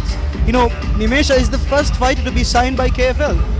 As you guys know, she got an exclusive contract with under the partnership of the Asian Security Group. KFL awarded her this exclusive contract, and she will only get better and tougher and smarter as a fighter. Ladies and gentlemen, this is the female main event of the evening. 3 rounds in the flyweight division. Introducing first, fighting out of the red corner, a Muay Thai fighter standing at 5 feet 1 inches tall, weighing in at 52 kilograms, representing Team India. Make some noise for Nafisa Naim. And her opponent, fighting out of the blue corner, a boxer and a K1 fighter, undefeated in Sri Lanka. She stands at 5 feet 3 inches tall, weighing in at 52 kilos, fighting for Team Sri Lanka. Make some noise for Nimasha Kumari. And when the action begins, your referee for the bout, Ketaki Abesekara. Let's go to war. Ladies and gentlemen, bout number 5 is between Nimasha Kumari and Nafisa Naim. Nafisa Naim standing tall, standing at 5 feet 1 inch tall and weighing in at 52 kilograms, and Nimasha standing at 5 feet 3 inches tall and weighing in at 52 kilograms. This bout will be carried out under standard K1 rules. All right, boys. Revata, what are you going to say? No, I was just about to say Ketaki Abesekara, a decorated fighter in her own right. This fight is in good hands. It is. She called a very good game the other day as well. All right, I am very keen to see how this is going to fly because... Round number 1, here we go. Round 1. Straight up with an outside leg kick. Straight into business. Goes with the kick. Nimasha charges in with that typical straight 1-2. Oh! Nimasha wasting no time. Nimasha, I'm sure, heard what she had to say. What Nafisa had to say about her. Yep. That teeth. A teep kick. And you got to understand, Nimasha has the toughest badass kick in the business. You get one of those babies into your chest, you're talking problems. Another teep kick, straight off the books. Straight 1-2s by Nimasha. And put some pressure on Nafisa. Nafisa needs to circle out and get back to the circle. She needs to be eating a lot of punches there, Revata. Yeah, Nafisa eating a lot there. And that teep, it's good at setting the tone of the fight, keeping distance, setting up your attacks. But so far, what Nimasha has done, like in the last fight, was that teep and that straight 1-2s. Yep. Both fighters exchanging blows. And she's ensured that she has the pace to her level. It's something she's very good at doing. She's setting her own pace. Exactly. She dictates terms as to how she wants to fight and not how the other person wants to fight. I think Nafisa needs to make reads, to understand patterns that Nimasha is making. A little slip there. A little slip. I wonder if it's like Coach Jamita's way of doing things, even the previous fight. Yeah. And Nafisa gets back onto the ropes there, but very cleverly comes to centering. Shin to shin connects. Outside leg kick and straight 1-2s. Nafisa throwing her own hooks there. And a couple of them caught Nimasha, if I'm not mistaken. I think Nimasha is setting the tone of this fight. Nafisa is just waiting on her at the moment. And if this is to be a close fight, Nafisa needs to take some initiative. So far, it's been Nimasha all round. Yep. And she's just such a dominant force, right? And contrary to her general demeanor, just straight 1-2, straight the face. Oh, Nafisa's in trouble. 5, 6, 7. What? Nafisa Nimasha had Nafisa in trouble there. Oh. I don't think Nafisa is entirely aware of what's going on right now. She seems a little bit outclassed and outmatched at the moment. She has. She needs to find a counter to that straight 1-2s. And Nafisa, again, Nimasha counters back with those 1-2s. Man, Nimasha's durability, she can take a punch and move forward. And that's, you don't see that in a lot of girls. at that her age, you know. Once again, it all also boils down to her levels of fitness and endurance. Final 10 seconds. Nafisa with no answers at the moment. Nimesha landing that deep at will and following it up with straight punches at will. I wonder what the corner will have to say to her. And there was that kick. Right on the bell, if I'm not. I think this round was Nimesha's. Absolutely. Nafisa Naim could not get off the blocks. But you know, that's the beauty of the sport. We have 2 more rounds. Nimesha getting a lot of advice, so is Nafisa. Coach Jamita Bandara giving advice in the corner. Seconds out. I guess, there's nothing much you can say to a girl like Nimesha, right? She's always out with a game plan. Yeah. Round 2, here we go. Steep and straight 1-2s. Face. Steeps and straight 1-2s. You know, I feel Nafisa has understood that she's bitten a bit more than she can chew. Watching this girl is such a privilege, man. Every Such a time. privilege. Every time. And also to know that, you know, she is the face of KFL at the moment, the face of what we're doing with her. And a big shout out to Asian Securities Group for seeing the potential in her and sponsoring her and taking it forward. You know, those things are not little things. That is what we need. More and more fighters getting signed like that. They need to be able to make a living out of this. Oh, Nimesha got her in trouble. This could be... And Nimesha Kumari proving to the whole world that she belongs in the big leagues. And what a blessing for Sri Lankan women and girls coming up in the sport to have a role model like Nimesha to look up to. Such a role model. She is. And she also goes on in history as the first female non-boxing athlete to be signed and endorsed by a corporate group. For sure. And that's a massive tone setter. Great empowerment as well. Shin to shin connects there. Ketiki Abesekara giving Nafisa a lot of time to work, but she could be giving her counts at this point. She's taking a lot of damage. That, Nafisa, if she needs to change her game plan a little bit, take a different approach. Is she tired? It doesn't seem that she's tired that much, but she seems to be worn off. Who, Nafisa? Nafisa. She's out of sorts, isn't she? No answer to these teeps at the moment. No, and she's not even she doesn't even have arms up, You can see she's just out of sorts. She's just trying to survive now. Straight 1-2s again by Nimesha. Those punches are heavy, Rayot. It delivers a lot of damage. You see it time and time again when Nimesha fights someone, they're just eating these lefts and rights. I feel Nafisa is just going to survival mode right now. She just wants to, see it through. Exactly. And not get knocked out. It's that realization. Like you said, she may have bitten off more than she can chew. Possibly. Both the girls on the ground. I don't believe that's a knockdown. More like a slip down. Yep.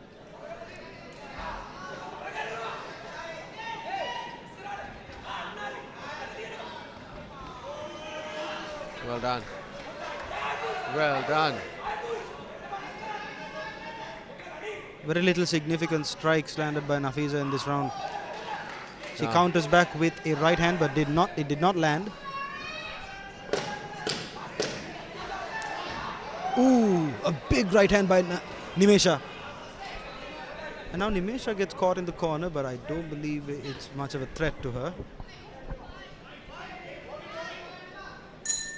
Oh, and the end of the second round. No knockdowns in that round, but a complete outclassing.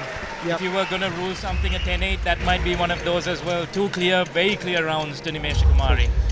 It's crazy how these guys... I think, Sham, what you said about Isuru Dilhar earlier directly applies to Nimesha Kumari. Absolutely. These girls, these fighters from Palle Bovila, they train at such high altitude, and I think that's the main reason why they have such great cardio. And here they are. A lot has to be said about Jamita for this, and congratulations to him. Here we are in the final round. Nimesha putting pressure as always against the opponents. Referee Ketaki breaking off the clinch there.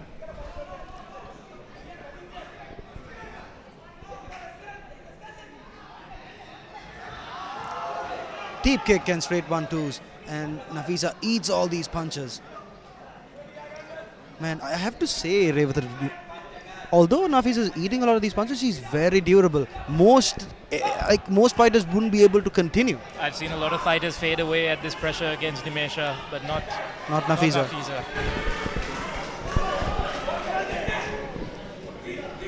She's just trying to make it to the end, I think, as Shyam said,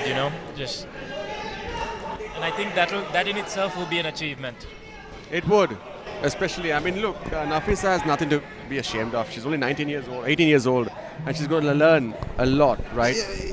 If this fight continues the way it continues, I believe it's a good experience. Oh, I think Nafisa landed a clean right hand there. And that she will learn, and she will come back stronger. But tonight is not her night. Nimasha is not giving her any moments on this fight, my goodness. Final few seconds of the third and final round. Bout number 5.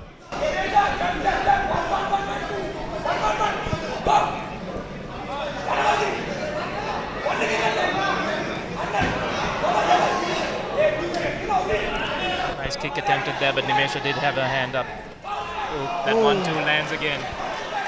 I think, Nafisa got caught clean there. And again. You see the head turn.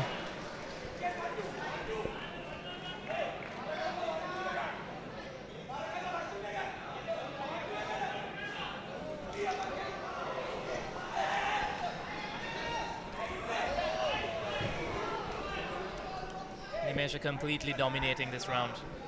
You could see the look of intimidation in Nafisa's face. She's completely intimidated. Right now, she's just. And I believe her nose is bleeding. Yep. Oh, another. Left hand. Oh. You see it quite often in boxing. In situations like this, even the corner sometimes steps in and stops the fight. Yeah. I think they're waiting for that fighter to make it to the end, and I respect that, but she's taking a lot of damage. Yeah, I think they should just, like they did in the previous game. Final 10 seconds. Can Nimasha get this knockout, or will this fight go to the distance? I doubt it would. I think the knockout. Oh my God. And that's it. Called. An amazing Show of score. respect by Show both of respect. athletes. Nimasha knows she's got this in the bag. I think the whole arena knows that it's in the bag. But kudos to Nafisa Naeem coming over to foreign soil and competing Absolutely. in an arena that is cheering for another country to the opponent. That being said, you're going to hand it over. I love the fact that she came with an agenda. Yes. That's how every fighter should be. Streak. Yeah. Right. You need to have a purpose. You need and to have her purpose confidence. was that, right? Yeah. And she did what she did. Obviously, she showed up. She expressed herself. It wasn't her day. It wasn't her night. That being said, let's go to the princess of Sri Lanka. Ladies and gentlemen, after 3 rounds, we go to the judges' scorecards for a decision. All judges have scored this fight in favor of your winner by unanimous decision from Team Sri Lanka, Nimasha Kumari.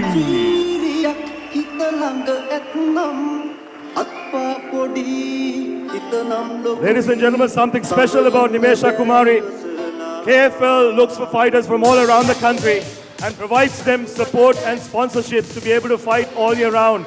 And Nimasha Kumari is the first fighter to be signed on to KFL, ladies and gentlemen. And also, ladies and gents, she is the first non-boxing fighter, male or female, to be signed on as a brand ambassador in this country. She was signed by Asian Security Group. Let's hear it for Nimasha Kumari.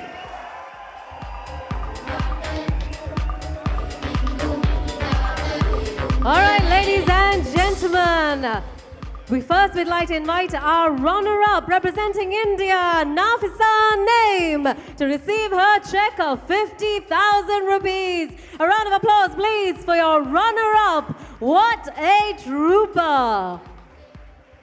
And now we'd like to invite the winner of bout number 5, representing Sri Lanka, Nimasha Kumari! Receiving a check of 100,000 rupees from KFL. Congratulations to Nimasha. Nimasha, මේ ජයග්‍රහණය කොහොමද දැනෙන්නේ මේ වෙලාවේ? අතරම ගොඩක් සතුටුයි foreign fighter කෙනෙක් එක්ක ලංකාව ඇතුලේ ෆයිට් කරලා දිනන්න හම්බුන එක. මම KFL එක නිසා මේ දෙවෙනි වතාව ලංකාව ඇතුලේ ෆොරින් ෆයිටර් කෙනෙක් එක්ක ෆයිට් කරපු. මට මේ දෙන්න එන්න ගොඩක් උදව් කරා. මම විශේෂයෙන්ම මගේ කෝච් ජම්ත ගාන්සර්ට ගොඩක් ස්තුතිවන්ත වෙනවා. ඒ වගේම මගේ ටීම් එකට ඒ වගේම මට අනුග්‍රහය දක්වන ඒෂියන් සිකියුරිටි ගෲප් ආයතනයේදී මන්ත ජයවර්ධන මහත්මයාට ස්තුතිවන්ත වෙනවා. Thank you so much, ladies and gentlemen. Once again for Nimasha Kumari, one more time.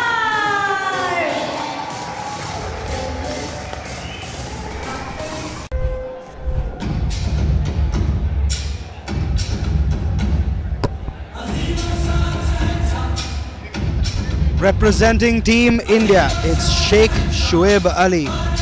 He's 22 years old, but the confidence this guy has is unbelievable. He says that he has an 80% finish rate, and he is, when I interviewed him prior to this bout, he said, pound for pound, I'm the better fighter. No disrespect to Kumudu, but skill for skill, I am the better fighter. Yeah, he has 13 pro wins, but I have 15 pro wins. So let's see who's the better fighter. I believe I am the better fighter. Like I said earlier, it's Zidane and all these other fighters from India, they're straight up killers, and you can't expect anything else from Shoaib Ali at the age of 22. What he has done in his career is spectacular, and to fight someone like Kumudu Prasanna on foreign soil, it must be one of the best experiences in his life so far. Yeah, this is going to be a big test for him, but I have to admire the confidence. And I love the music. Where am I from? I'm from India here. I'm here to win this fight. Yeah, looking forward to seeing.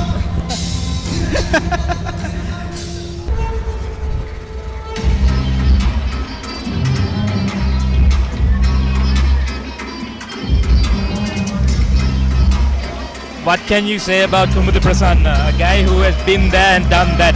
A name synonymous with Sri Lankan kickboxing and Muay Thai. A professional record of 13-3 in Muay Thai. The 2018 national gold medalist, a two-time winner at WMC Muay Thai. He is as experienced as they come in Sri Lanka when it comes to striking sports.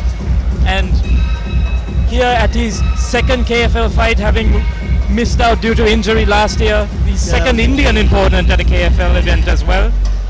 He's walking to the ring really comfortable, really relaxed. He's been there, done that, he's comfortable in these types of situations, and he's just looking forward to getting in and doing some work, I'm sure, Senator. For sure, you can't count out his first win at KFL 1. He TKO'd his opponent, and that was also an Indian. So, the confidence Kumudu must be walking in to this bout with must be really high. Look at him. He is so calm. He's not even walking fast, Revata. He's like, my God, I can't even describe it. It's cool as a cucumber. Keeping the heart rate low, just fully relaxed, living in the moment. I'm pretty sure he must have been very disappointed when he got injured ahead of the KFL 2's Openweight Championship, and he couldn't participate. Unfortunately, that was very unfortunate. We were all looking forward for him, but now here we are. A few weeks after that, we get to see Kumudu Prasanna fight again. One of the best to do it in Sri Lanka. A natural southpaw.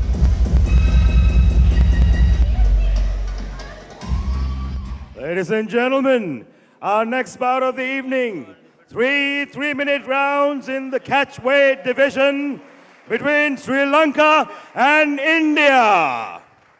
Introducing first, fighting out of the red corner, a Muay Thai fighter with an 80% knockout rate, standing at 5 feet 9 inches tall, weighing in at 70 kilograms, representing Team India. Make some noise for Sheikh Shoaib Ali. And introducing his opponent, fighting out of the blue corner, a Muay Thai fighter undefeated in Sri Lanka. He stands at 5 feet 9 inches tall, weighing in at 65 kilos, fighting for Team Sri Lanka. Make some noise for Kumudu Prasanna. And when the battle begins, your referee in charge, Mr. Vasanta Senaratna. Let's go to war!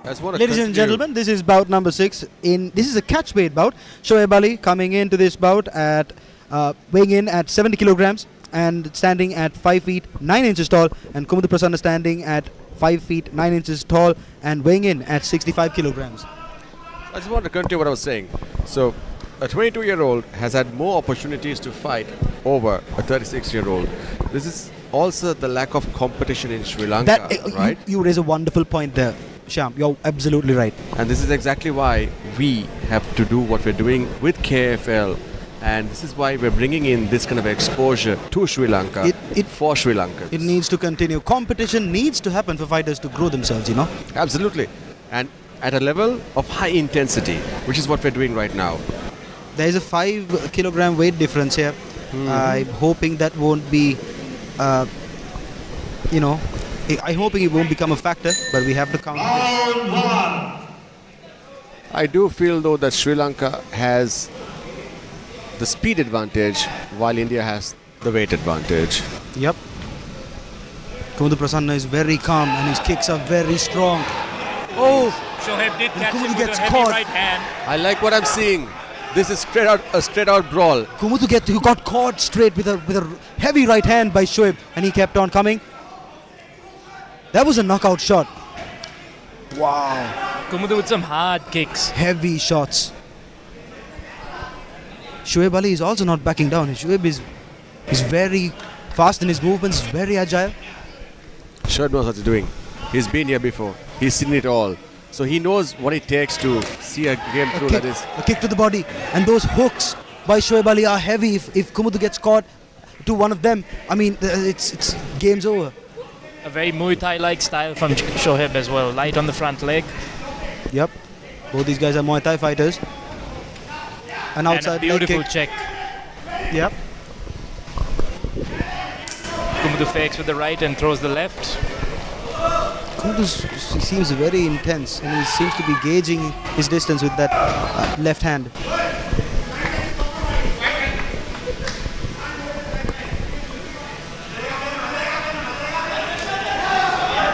At this point, I think Kumudu just wants to make contact more than anything else. A little bit of a taunt from Shoaib there. Man, this is such an intense fight. A deep kick by Kumudu, an inside leg kick by Shoaib Ali.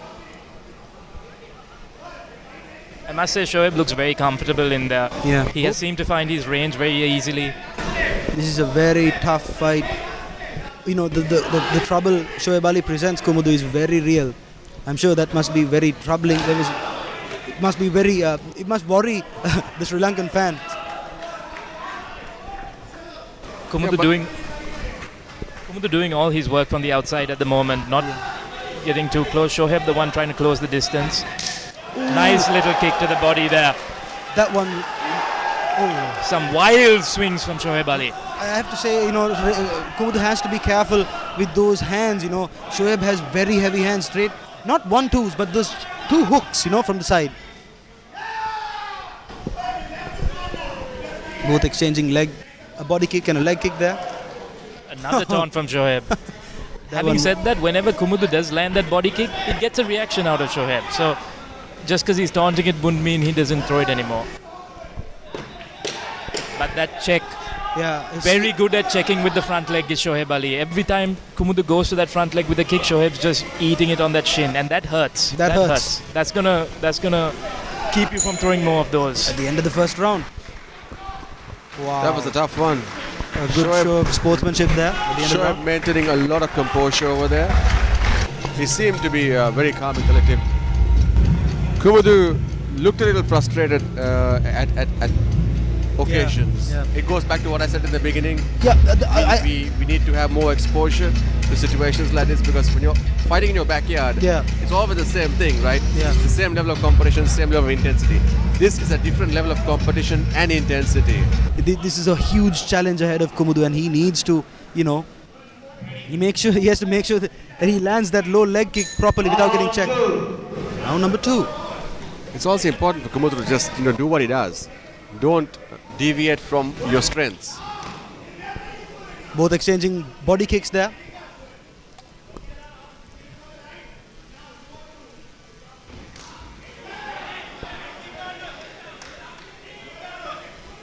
Very impressed with what I'm seeing from Shoaib Ali. So Absolutely. very composed. Very composed, very heavy shots. He caught Kumudu straight up on the chin on a couple of times, but Kumudu has a chin on him, man. My God. I think he's basically made sure that Kumudu had his words cut out for himself. Both having their moments here. But at this kind of a fight could end at any moment, That's the thing. The accuracy these guys are throwing their punches with and kicks with is on a whole other level. There's one strike to the right place and you're talking game over.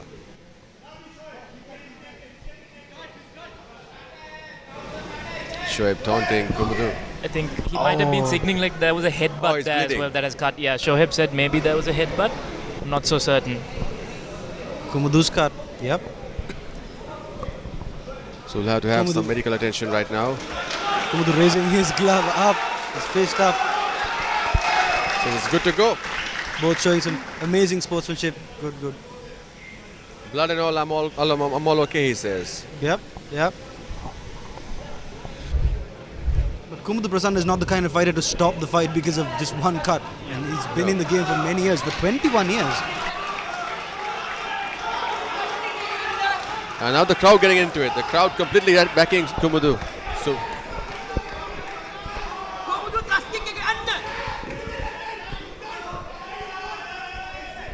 both fighters utilizing the teep kick very clearly. And Shoaib landing Left 2 hook. punches and a kick.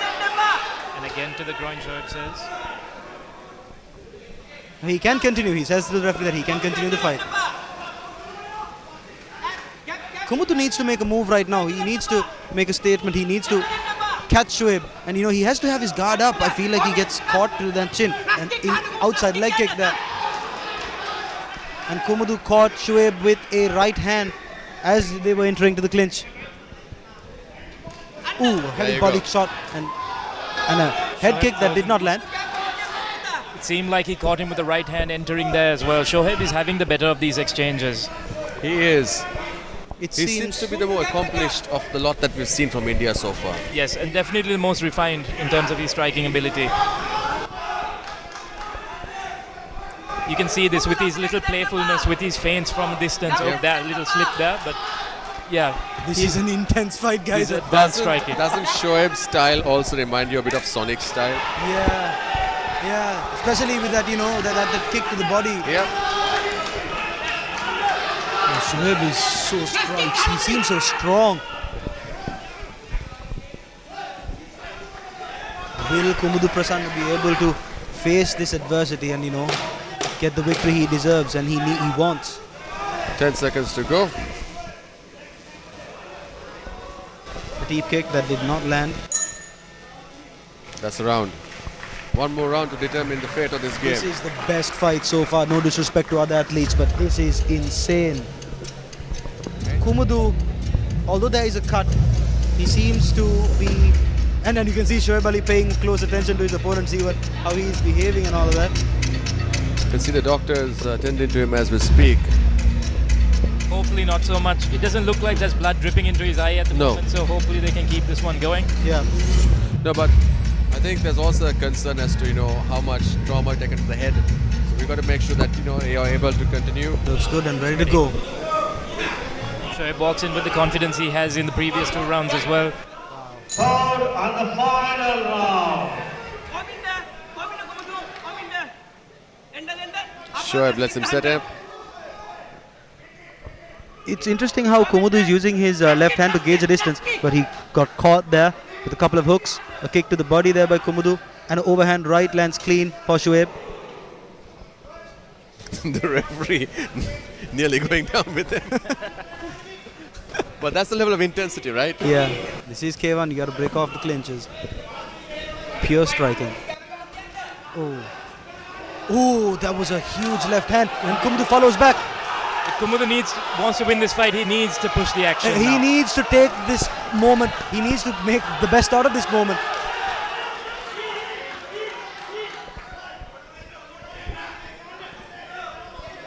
There's only one way that you're going to have a clear winner from this one. To be honest, this is the most unsettled I've seen Shoaib in the last couple of rounds. Yes.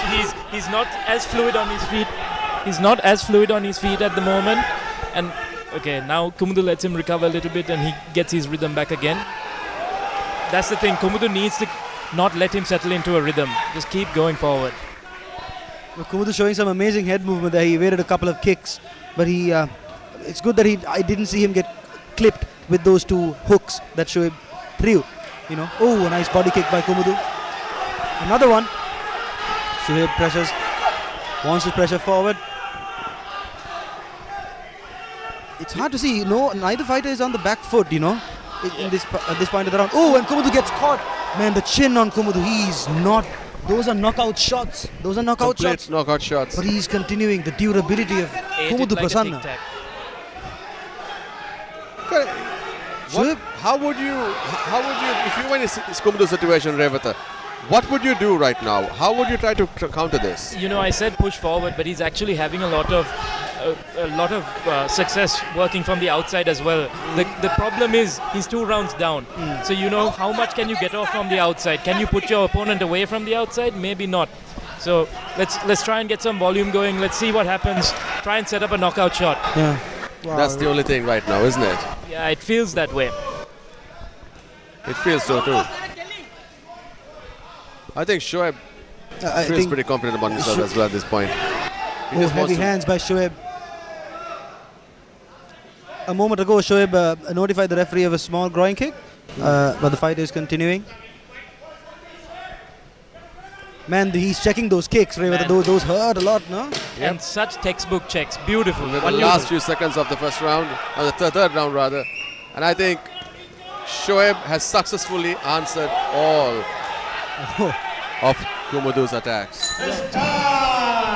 Wow. They put on What an a absolute war. What an absolute fight that was. A proper brawl. That was a violent fight, guys. That was the best I've seen. Yeah, incredible fight. An incredible fight. And high level of competition. That's what this is about. Shoaib Ali. I feel Shoaib knows that he's had this in the bag. Yeah, that was I don't know, guys. It seemed like a dominant performance from Shoaib in all 3 rounds. I think it's safe to say India is on the board with this one.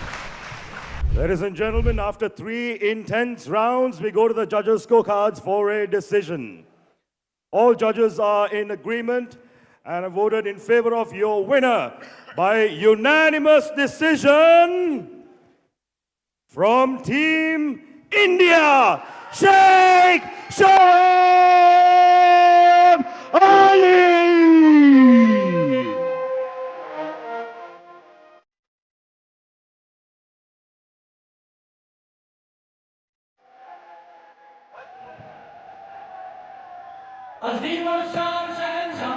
Congratulations to our winner, Sheikh Shoaib Ali, representing India. And now, ladies and gentlemen, please put your hands together for our runner-up, receiving a check of 50,000 rupees, representing Sri Lanka, Kumudu Prasanna.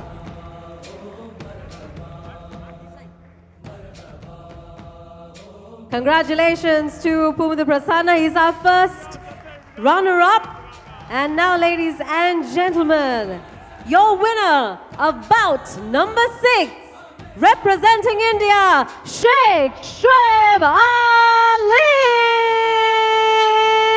Take a bow, son. Take a bow. Well done.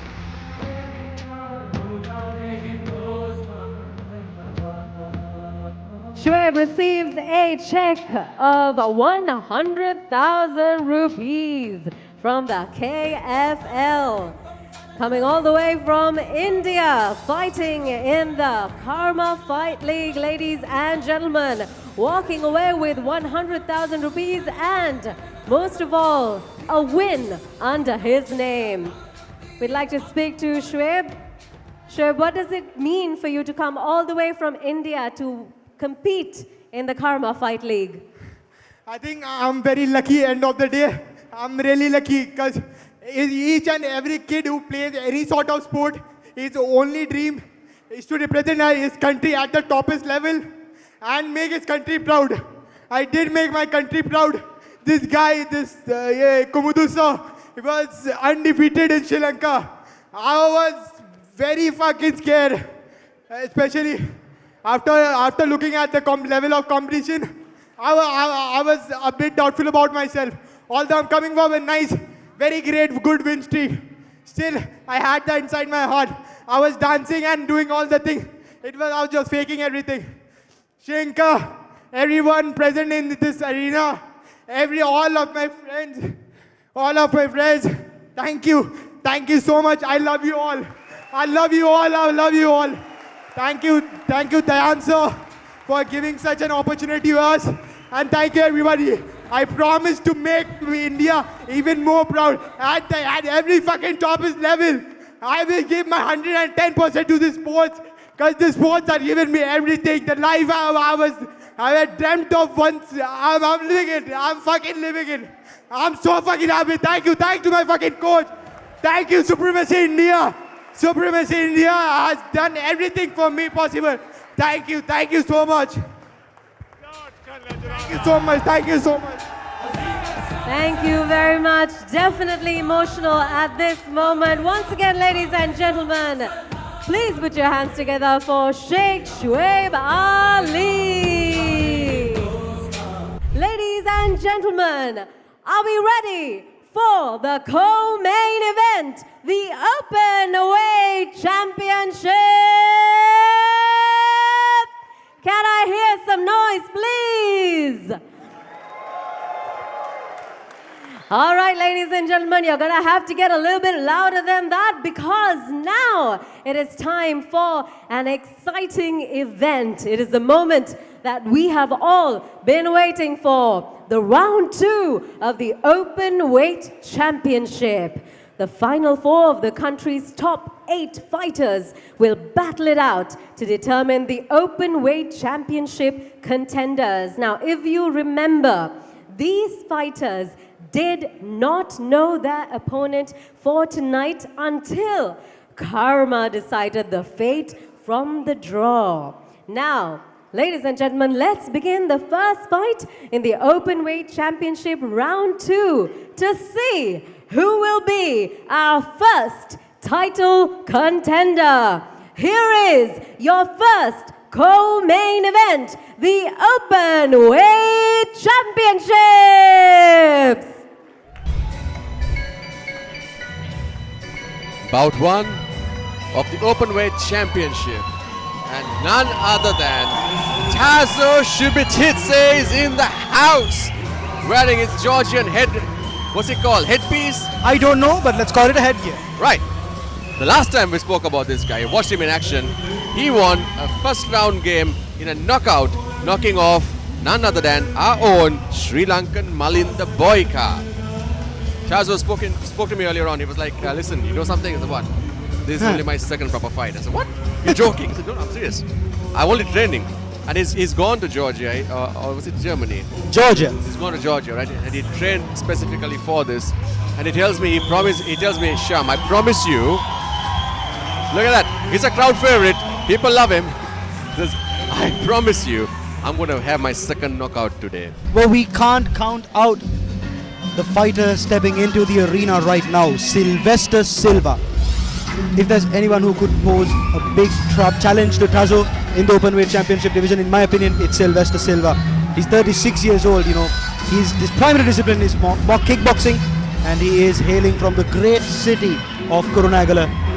And he is teammates with Lakiri and Boyka. So his sparring partners are Lakiri and Boyka. I can't express how skillful this guy is. I just have to say that, when you have sparring partners, when you have amazing sparring partners like that, it just brings you up, man. Your level of skill just improves. A multiple time full contact karate national champion. He beat Srimal at KFL2's Openweight Championship to earn his spot in the fight card tonight. And you know, he picked Tazo without any hesitation in the draw. Isn't it right, Revata? And that's exactly it. The guys from Kurunegala, they time and time again seek out the toughest assignments, like true warriors. Sylvester is stepping in there, believing that he can take out Tazo, believe me. And let's see whether he can do exactly that. Ladies and gentlemen, this is the co-main event of the evening. 4 of the country's best fighters battling it out for a spot in the final. Ladies and gentlemen, the Openweight Championships final will be held at KFL Edition 4. And this, ladies and gentlemen, what you see right here, this is the championship belt, the Openweight Championship belt for the first time in KFL. This will be given away at the final. So let's see who the 2 contenders that will emerge from these 2 bouts will be for the final. Ladies and gentlemen, let's hear it one more time. Things are going to get heated up. Make some noise.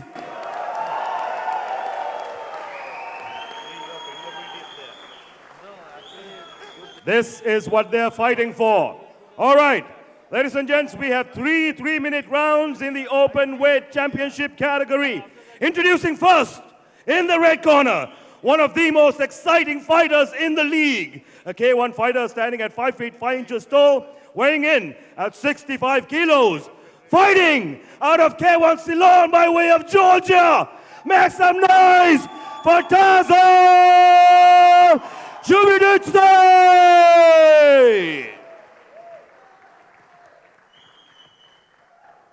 And introducing next, fighting out of the blue corner, a kickboxer standing 5 feet 4 inches tall, weighing in at 66 kilos.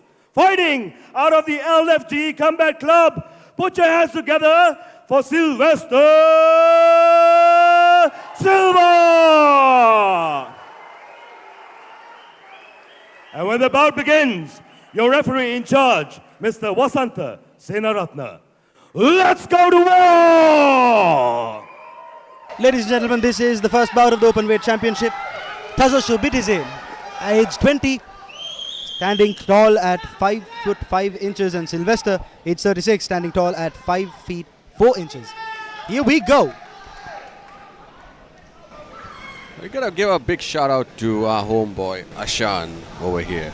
Amazing comparison. Fantastic job he's doing with the ring announcing. I was just thinking, like Right? a Sri Lankan Bruce Buffer. Right? He's bringing in the energy, bringing in the crowd, getting them behind everything. I love it. It's like he's built for this. Yes, absolutely. Referee Vasanta Senaratne, veteran match official, giving instructions to both the fighters. Tazo seems very calm. Sylvester seems very calm as well. Amazing show of sportsmanship there. Both these guys are one thing, are proper disciplinarians. You know that much. For sure. And the smooth operators, they're cool heads. You know. Here we go. Tazo having that 2 kicks there. And straight 1-2s. Did not land by Sylvester, did not land there. Tazo has his guard up. Tazo looks very comfortable in boxing range. He does. And also given the fact that he's been training with a lot of diverse styles in recent times, I think his confidence levels will be a lot higher. Ooh. I think Sylvester might have caught him with the right. Yeah, he caught him with the right hand and he caught him clean, but Tazo did not even flinch. This guy is very tough. Straight 1-2s by Sylvester, but it's blocked by Tazo. Tazo's very calm, you know, he's stepping forward very slowly, eating those inside leg kicks. Picking his spots. Sylvester here though, understanding the importance of a high guard, keeping his hands up, trying to stay defensively sound, not making the same mistake that his teammate made the last time he fought Tazo. Revata on point. On point. On point. This is exactly what happened the previous time, and a lesson has been learned by the look of it. Ooh, a spinning back fist lands clean, and a body kick by Tazo, but that was blocked by Sylvester. Sylvester's hands are very fast, guys. Tazo having a lot of success with this momentary clinch to knee. And Sylvester keeps ducking his head down as well on entrance, and that's why it's easy for Tazo to grab that. Amazing head movement there by Tazo. And a left hook by Sylvester, and it was blocked. And another cross there by Sylvester. It did not land though. Looks like Tazo just setting himself up. He is looking for a clean opportunity. He wants to strike. Sylvester is putting his guard down. He needs to have his guard up. Oh, there you go. Not against Tazo. Not against Tazo. You have got to protect your noggin against Tazo. Yeah. That's the bottom line. And you see how strong Tazo's guard is. That high. Oh my goodness. Yeah, that hurt That him. was a standing count. That caught him clean.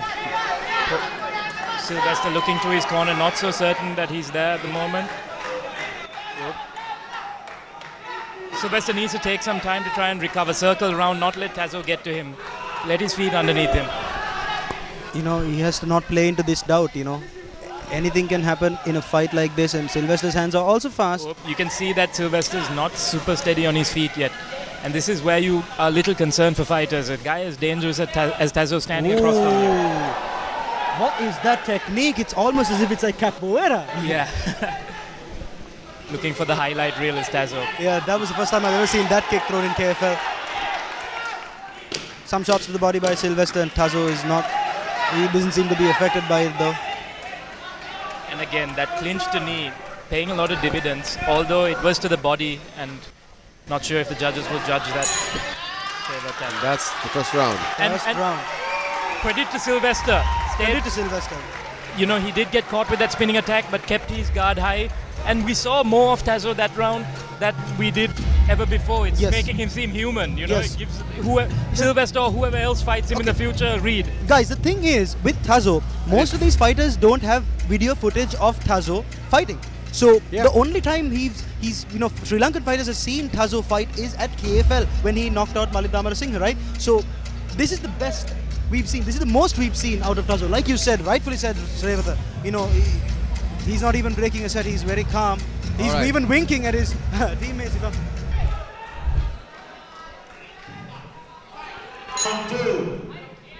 It's likely that Tazo will open up this round, having gotten a read. Sylvester needs to stay calm and keep doing the good things he was doing last round too. Slip 1-2s.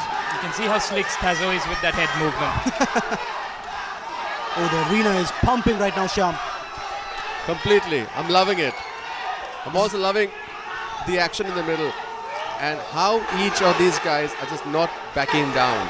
Sylvester's a tough cookie, man. You have to give him his credit. The spinning back fist attempt there by Tazo seems charging in with those deep kicks and shots to the body. I gotta say, Sylvester's showing some amazing hand speed there.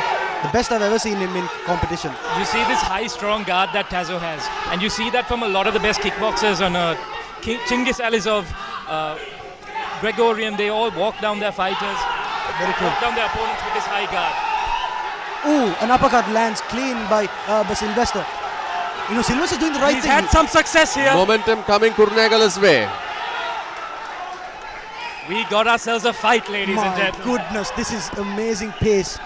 This is high-level kickboxing in Colombo. Guys, I cannot believe the toughness of Sylvester right now. The heart of Sylvester Silva. He is taking the fight on. You know what? This is what we need to see, right? Like Revata said, it also shows that Tazo is also only human.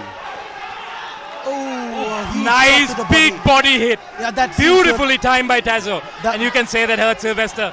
And Sylvester just goes to a little bit of the MMA experience he has and takes Tazo down there, buys him a few moments. That looks like a double leg. That was no other option over there. Man, that's a veteran move. Unfortunately, this is a K1 bout. You can see some marks on Tazo's head. He's wearing it too, Sylvester's taking it to him. For sure. But I feel like Tazo's waiting for that opportune moment to touch Sylvester in the right way, and put his lights out. Oh, beautiful left hand by Sylvester Silva. A straight right hand, lands clean. Straight right hand, my apologies. You can see that Sylvester's a little bit tired, but that's not going to stop him. He's going to keep coming. Yeah, Sylvester seems tired at this point. And Tazo ate those 1-2s just now. And Sylvester ate a left hand there in the pocket, in the clinch. I'm sorry.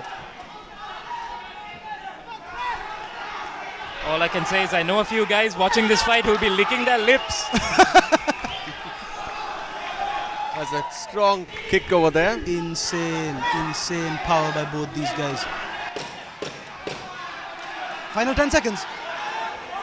Sylvester, you know, he has, if he can be very careful, he needs to be very careful at this moment. Oh. That's the bell. Saying Sylvester is tired, Tazo is tired too, you know. This pace is a strong pace to fight a fight at. Guys, I told you at the beginning of this fight, I mean, anything can happen in the third round, but do you think Sylvester doesn't know the threat ahead of him when he came into this bout? He knew, he trained for it, and that is paying dividends. And you see it so often with Sri Lankan fighters taking foreign fighters. It almost seems like they've lost the fight before they step into the ring. They start taking back steps. Sylvester, none of that.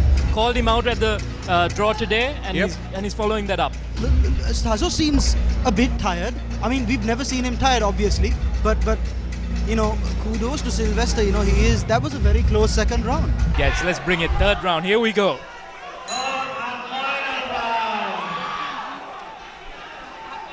Illegal clinch strike.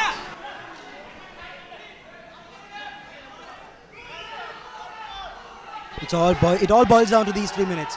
Sylvester knows that Tazo's coming at him with 100%. He was expecting, a good body kick. He ate it clean. Sylvester ate it that clean. Shot to the body there by Tazo. Tazo digging that left hook to the body, and that's playing dividends for him. A spinning back fist attempt, but by Sylvester, but Tazo landed a clean kick to the body there. Ooh! Luckily, Sylvester was able to evade that kick. To be honest, he saw that coming from a mile away. Yeah, a spinning back fist attempt. It landed partially there by Sylvester. These clean strikes are not the cleanest and should not be happening. An outside leg kick, but it was checked by... Is it just me, or does it seem like Sylvester's a little bit tired right now? It seems as if though, but Sylvester's got the heart. Ooh! I believe that was an elbow, if I'm not mistaken. That looked a little bit like it wasn't the glove that landed, but on Sylvester. We'd have to see a replay of it to call it. That was shades of what he did to Malinda Boyka. Oh! The exact Sylvester's got Tazo! He's got Tazo up against him! Now Sylvester takes this. Oh. You know, you said Sylvester's tired. Tazo's tired too. Tazo's tired too. He is. Oh, Tazo's eating shots there. An uppercut there. I'm getting emotional watching this because seeing a Sri Lankan legend stand up to this young foreigner Sylvester Silva in front of his home crowd. Let's give it up for Sylvester Silva. Sylvester Silva. My goodness. An amazing performance. He is bringing the fight on, and he's not backing down. He's going to make sure that he doesn't back down as well. He wants Tazo to know that you can't mess with my friend and mess with me at the same time. It's either one. That's not true. He knocked out, Tazo knocked out his teammate, Malinda Amarasinghe, and this is Sylvester's redemption shot. Final few seconds of this round. This is what it all boils down to. A Superman punch attempt by Sylvester, and Tazo evades. Ducked him like Senchai there. In a different time zone. Alright, the last stretch of the fight. Sylvester caught Tazo's clean with the right hand. Both guys exhausted, it seems. This has been entertaining, to say the least. Wow, what a pleasure to be ringside watching this. It's honestly an absolute pleasure. Guys, boys, I am so honored to do this with you guys right now. This is what you live for as a fight fan. Give it up for Tazo and Sylvester Silva. Wow. What a performance. Oh my goodness. What an absolute performance. What a fight. Sylvester tosses out his mouthpiece and hugs his training partners. And Tazo seems to be exhausted here as well. That's the best I've ever seen of Sylvester Silva. Guys, this, I'm lost of words. Revata, I'll give it to you, man. Take it over. I'm really keen to know what the referees thought about this. And you know what? I do not want to be in their situation right now, because that was a hard to call situation. For sure. That was a close fight. What do you think, Revata? It was a close fight. It would seem that Tazo did edge it, but the crowd on Sylvester's side, I do not know. I do not want to be the one judging this fight. Ashan, where's Ashan Dias when you need him? Ladies and gentlemen, before we go to the decision, can we make some noise for these two absolute warriors?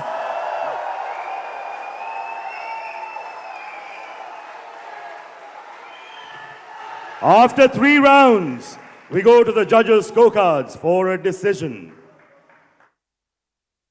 This, ladies and gents, has been a majority decision by the judges, declaring your winner on points, Sylvester Silva!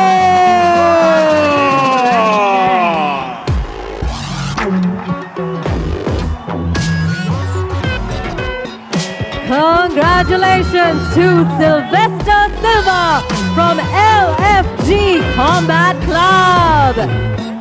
Ladies and gentlemen, he moves on to the Openweight Championship final. But first, please, a round of applause for your runner-up, Tazo from K1 Ceylon.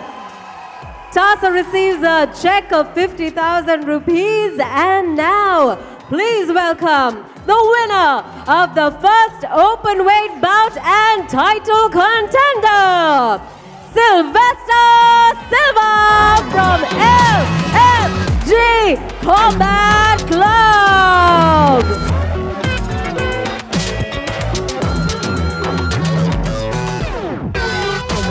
Receiving a check of 100,000 rupees, Sylvester Silva moves forward to the final of the Openweight Championship. Congratulations to Silva. We'd like to talk to Silva for a moment, ladies and gentlemen. Silva, Openweight Championship එකේ final එකට ඉස්සරහට යනවා. මොකක්ද හිතන්නේ මේ ජයග්‍රහණය ගැන? ඇත්තටම ගොඩක් සතුටුයි. ලොකු රිස්ක් එකක් ගත්තේ ඇත්තටම ටාසෝ කියන්නේ හොඳ ෆයිටර් කෙනෙක්. ලංකාවේ ඉන්න එක්ස්පීරියන්ස් වැඩිම පේ කෙනෙක්. ෆස්ට් and half minute නකවුට් කරපු කෙනෙක්. හැබැයි මම ඒ අභියෝගේ බාරගත්තා. මොකද මට ඕනනම් අපේ කවුද අනිත් කවුද මේ කැන්ඩි මට නම වුණා සෝරි. සොනික් මල්ලිව ගන්න තිබ්බා ඒත් මං ටාසෝ ගත්තා. මොකද මම රෙස්පොන්සිබිලිටිස් තියෙන ක්‍රීඩකයෙක් කියලා මම හිතනවා. මට එහෙම තියෙද්දි මගේ හිතට එකඟව මට ජයග්‍රහණයක් කරා යන්න බෑ. මට වඩා ලාභාල ක්‍රීඩකයෙක්ම පාව දීලා ඒ හින්දා මම ඒ රෙස්පොන්සිබිලිටි ගත්තා. මම හොඳට ෆයිට් කරා කියලා මම හිතනවා. Thank you මගේ ටීම් එක, නිරාල් මල්ලි, අවිනාශ් මල්ලි, ලක්ෂරි මල්ලි, මලින්ද ටීම් එකට thank you කුරුණාගල thank you very much. Thanks thank you. ඔයා මේ වගේ ඉවෙන්ට් එකක් හොඳටම ඕගනයිස් කරනවා. ඒ ගැන හරිම සන්තෝෂයි. Thank you හැමෝටම KFL thank you. Give it up one more time for Sylvester Silva of the LFG Combat Club.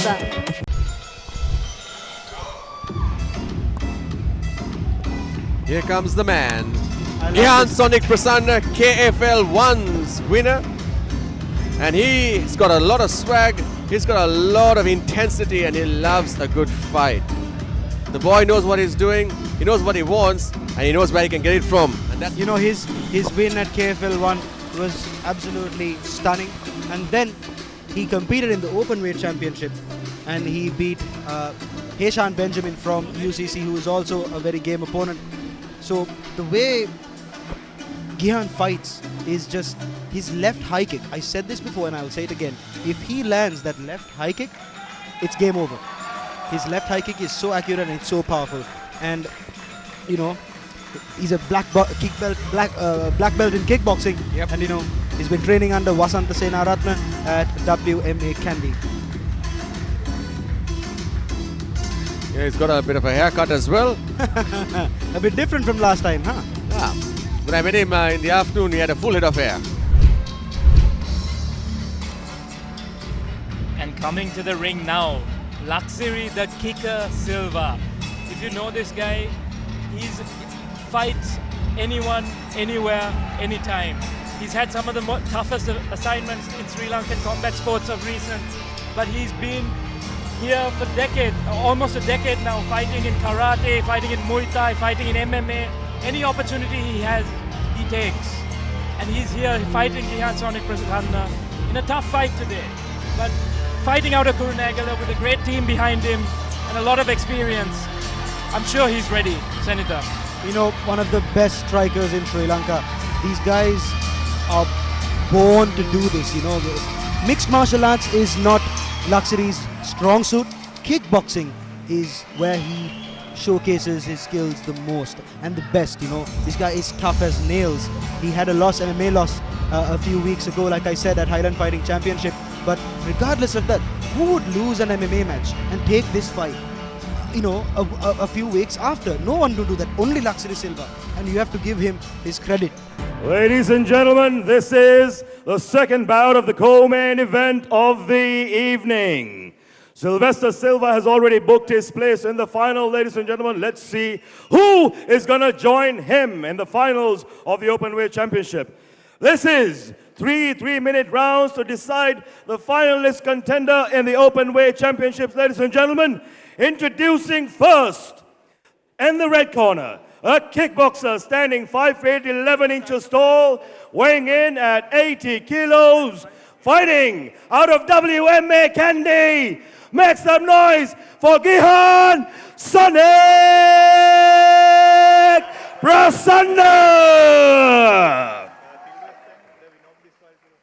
And introducing next, his opponent, fighting out of the blue corner, a karateka standing at 5 feet 6 inches tall, weighing in at 68 kilos. He is an independent fighter. Ladies and gentlemen, make some noise for Lakiri Silva. And when the battle begins, your referee in charge, Chanel Fernando. Let's go to war! Ladies and gentlemen, this is the second bout of the Openweight Championship. Gihan Sonic Prasanna, standing at 5 feet 11 inches tall and weighing in at 80 kilograms for this bout. And Lakiri Silva, standing at 5 feet 6 inches tall and weighing in at 68 kilograms. This bout will be held under standard K1 rules. All legal strikes are allowed, 3 3-minute rounds, and the referee is responsible to ensure fair play. The referee laying down the law. Both athletes looking good and fit and ready to go. I'm going to put my money on this. Round one. No, I'm not going to say who. It's that kind of day. Gihan looks bigger than Lakiri, obviously. Yes. This is the Openweight Championship, you know. And you would wonder how that would play out if he were to match up with Sylvester, the smallest in Yes. the competitions. Yes. I believe the thing with Gihan though is he is such a tactician. Yeah, right? Taunts. He exactly. He taunts you a little bit and he takes you on his own time. It's never going to be in your pace. It's always going to be in his pace. Unleashing early morning. Gihan, Sylvester. Whoa. My goodness. A deep kick that Did not pushed see Lakiri. this. I've not seen this side of him before. He's starting off very aggressively.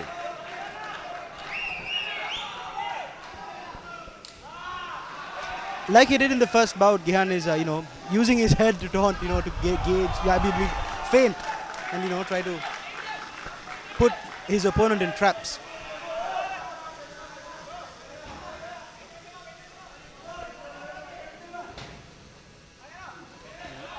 Lakiri charging in with those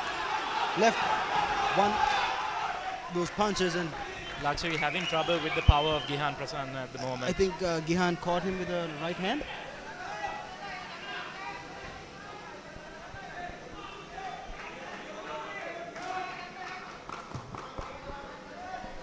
It's going to be a challenge for Lakiri to close distance here, particularly because he likes being on the outside himself usually. He's a kicker. Yeah.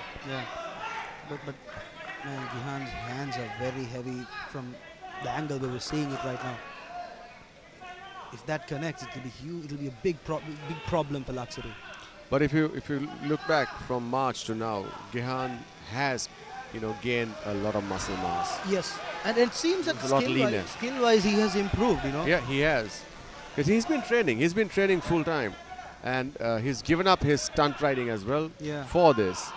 So you know he's coming in with a goal. Oh, a head kick by.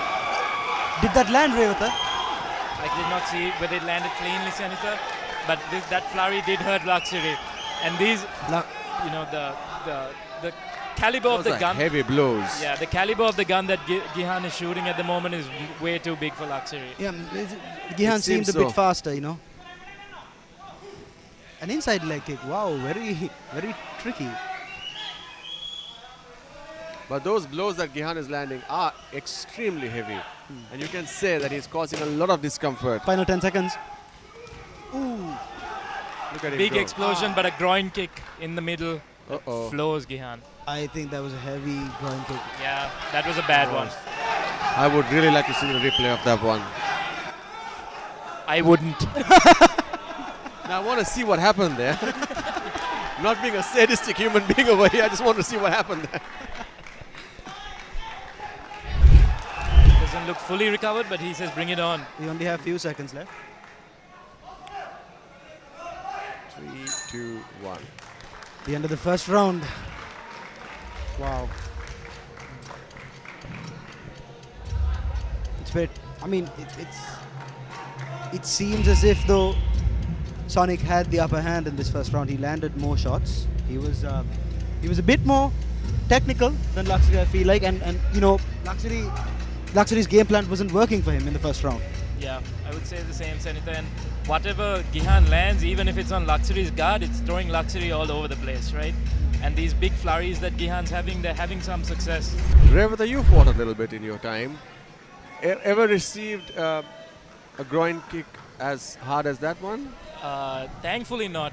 My teammates, Thankfully. my teammates have a joke because I throw a lot of inside leg kicks that I'm actually called nut shot. Ooh.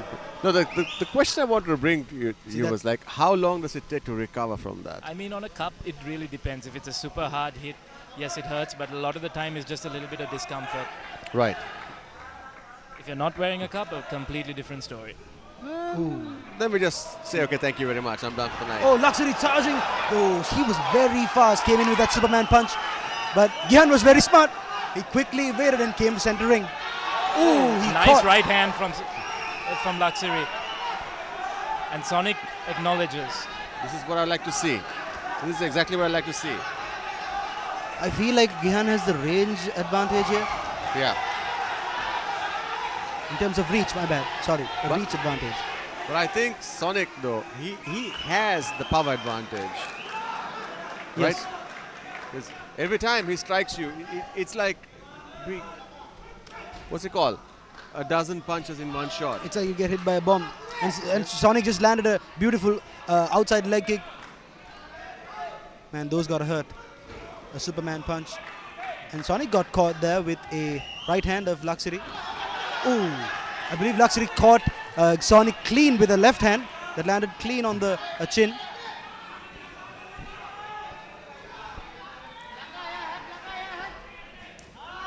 Oh, an inside leg kick.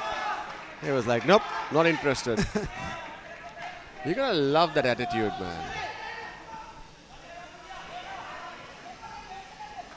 Man, the size difference is glaring here. Huh? Yeah, it's very visible. Gihan looks like a giant next to Lakiri in there at the moment. He does.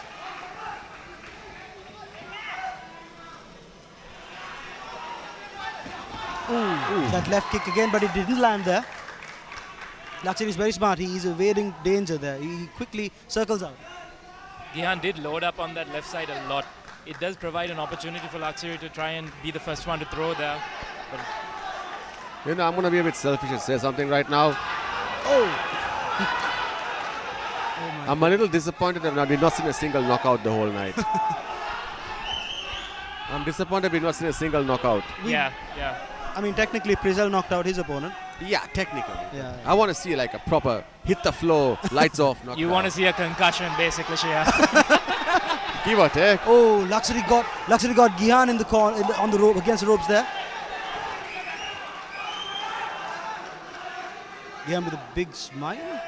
He's always smiling. So, yeah, I got you. I know what you're on to. I know what you're on to. Oh, that left kick.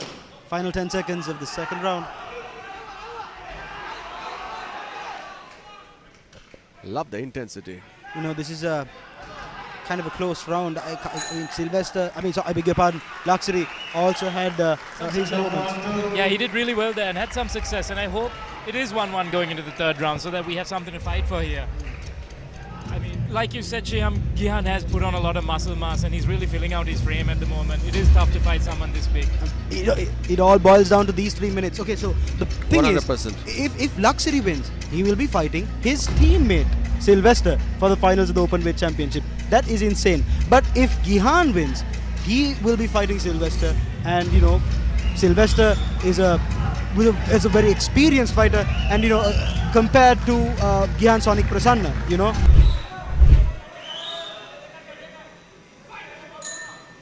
Oh, again with that left kick. Lakiri caught him with that left hand. Gihan looks like he's coming to finish this. I don't think Lakiri is going to let him finish it just yet. Gihan cornered, but he is retaliating.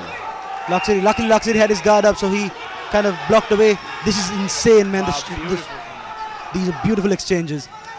Gihan was protesting to the referee, and Lakiri did attack him in that period, but it's not Lakiri's fault.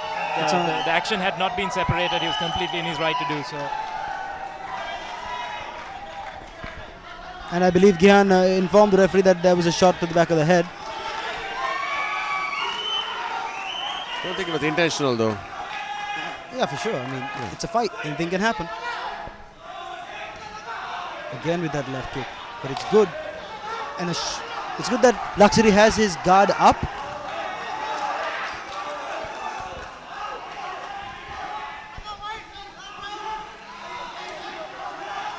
A deep kick to the body by Sonic. Beautiful team. That connected. That connected hard. Connected hard.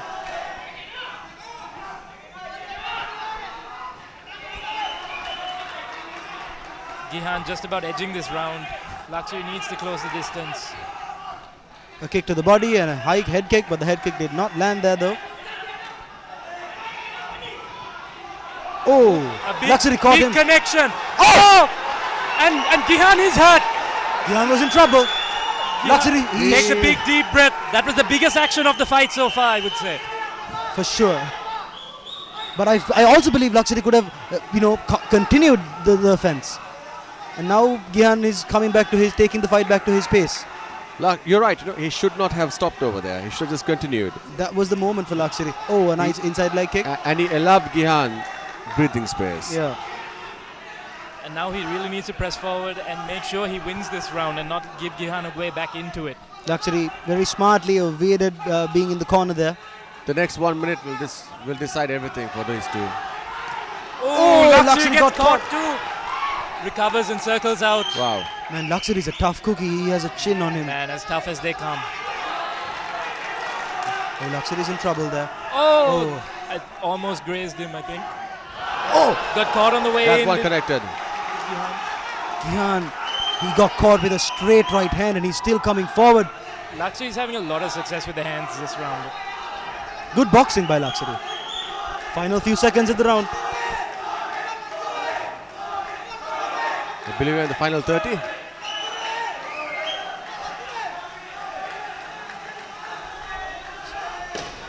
And again, Lakiri. 10 seconds he to gets go. caught himself, but gets the better of that exchange, I would say, with Lakiri Silva. For sure.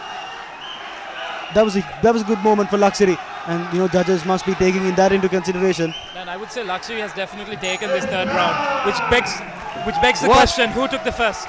Because the second was. That was close. That was a close fight, Shyam. It's a tough one to judge. But Is it an? Even if you take the round, the first was Lakiri's, the second half of the round was Gihan's. So I don't know how to go with this. You'd give the first round to Lakiri?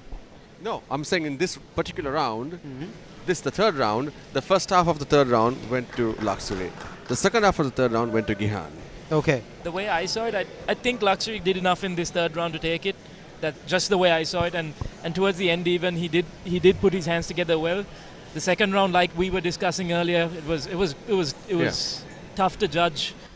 It was Gihan's definitely, rather. I beg your pardon, but the first round was a tough one to judge. It is, which is why we are here and there over there. Yeah. After 3 rounds of an absolute battle, ladies and gents, we go to the judges' scorecards for a decision.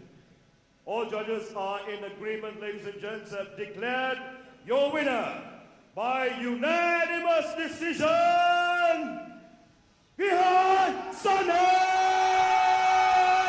Prasanna! Well, that's that. The referees did a Ladies job. and gentlemen, They did the job for us. Prasanna now The joins judges rather. Sylvester Silva for the finals of the Openweight Championship. You know what? He deserves it. So it's A Sylvester fantastic Silva show versus of Gihan Sonic sportsmanship. Prasanna Ladies and at gentlemen, your Openweight winner Championship. is Gihan Ma'am. Sonic Prasanna from WMA. First up, we'd like to invite the runner-up, independent fighter, Lakiri Silva is your runner-up, ladies and gentlemen. Here we go, receiving a check of 50,000 rupees is independent fighter, Lakiri Silva. And now, your winner of the second open weight bout and our final title contender. Please put your hands together for Gihan Sonic Prasanna.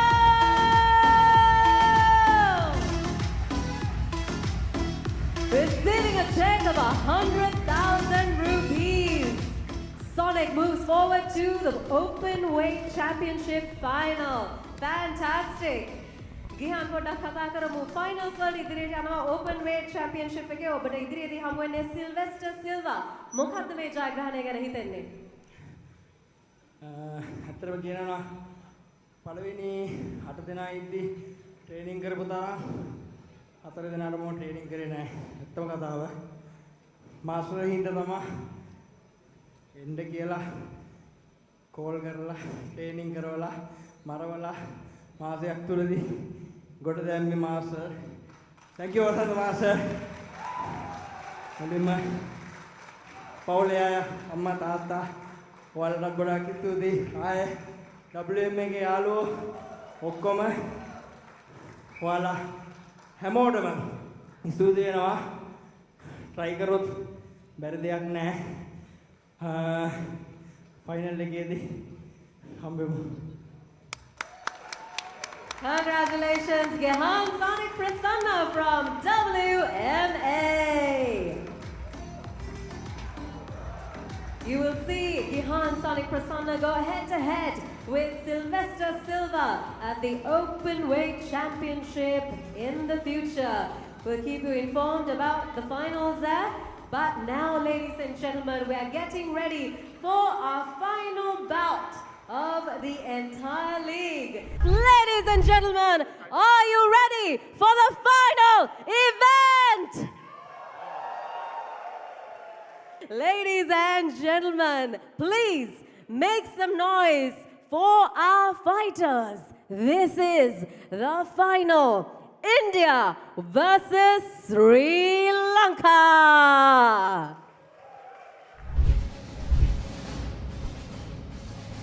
Walking to the ring now, 22-year-old Mezanur Khan, the Indian national Muay Thai champion at his weight class. And this is his second time representing India on foreign soil.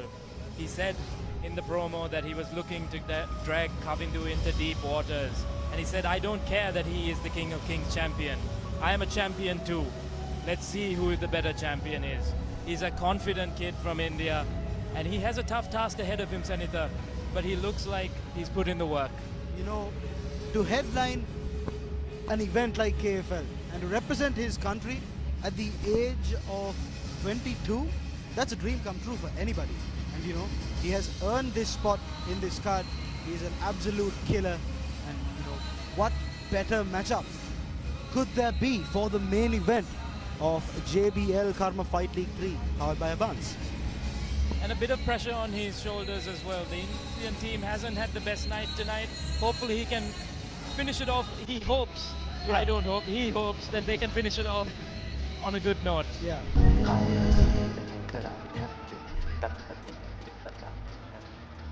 For every big game and every big event and every main event, you have a main man coming in. And from us, we got simply the best, the one, the only, Kavindu Phoenix Rasanjaya. He is a champion fighter representing everything in the world. The best comeback story in everything. He's been down and out, down in the dumpsters, yet he came out and he prevailed. Humble beginnings, but a man with a mission. If anybody could show it out, and if anybody could live the dream, that is Kavindu Phoenix Rasanjaya right now. He won the King of Kings Elimination Series in 2023 in India, and he's a lightweight division champion. And of course, he is here to tell you a thing or two about what it takes to win. I like this guy. Phoenix means that you rise from the ashes, and his life story, if you know him, people who know him know that he lives, the name Phoenix is the most suitable name for him, because out of all the adversity that life has presented him, he has always stood up, People who know him know that this guy is an absolute killer, and he loves what he does. He wants to quit his job as a bike mechanic and start this full time, and that's what he did a couple of months ago. And you have to give credit. Talents like this don't often come by, and we need to cherish and appreciate these talents. And now, live from the sold-out Taprobin Arena in Colombo, ladies and gentlemen, let's get ready for Karma! 3 3-minute rounds in the super featherweight division. Introducing first, fighting out of the red corner, a Muay Thai fighter standing at 6 feet tall, weighing in at 60 kilograms, representing Team India. Make some noise for Mezanur Rahman Khan. And introducing his opponent, fighting out of the blue corner, a mixed martial artist and K1 fighter, standing 5 feet 8 inches tall, weighing in at 60 kilos, fighting for Team Sri Lanka. Make some noise for Kavindu Phoenix Rasanjaya. And when the battle begins, your referee in charge, Mr. Vasanta Senaratna. Let's go to war! Ladies and gentlemen, this is the main event in the super featherweight division. Mezanur Rahman standing tall at 6 feet and weighing in at 60 kilograms, and Kavindu Phoenix Rasanjaya standing at 5 feet 8 inches tall and weighing in at 60 kilograms, representing the Black Panther Fighting Academy. And this bout will be held under standard K1 rules. Boys? Meanwhile, just before we kick things off, a big shout out to our sponsors, JBL, Abans, and of course our hospitality partner this time around is... Sorry about that, we had to take a bit of a break to see what the referee was saying, but of course a big shout out to Fairway Colombo, along with No Cap and ASG, Asia Securities Group, for in fact vesting their interests with us and also helping our athletes go forward. We win here. For Sri Lankan fans, this fight is very special because it's been many months since Kavindu Rasanjaya performed, and he was eagerly waiting for this opportunity. Right off the bat, straight outside leg kick by Kavindu Rasanjaya. Well checked by Mezanur, I would say, but evenly matched at this point. Mezanur seems to have some very sharp boxing. Good jab by Kavindu there, though, closing the distance very quickly. Kavindu is very smart. He quickly waited and kept his guard high. And when Mezanur tried to trap him up against the ropes, he quickly came back. And Kavindu, Senator, sorry for cutting you off, is very good at closing distance. Even at KFL 1, he fought a much taller fighter and still got his hands on him. Yeah, we can't count down to the fact that Mezanur is 6 feet tall. Oh, spinning back kick. Landed partially there on Mezanur. Beautiful right hand there, but Mezanur seemed to roll with that punch quite well.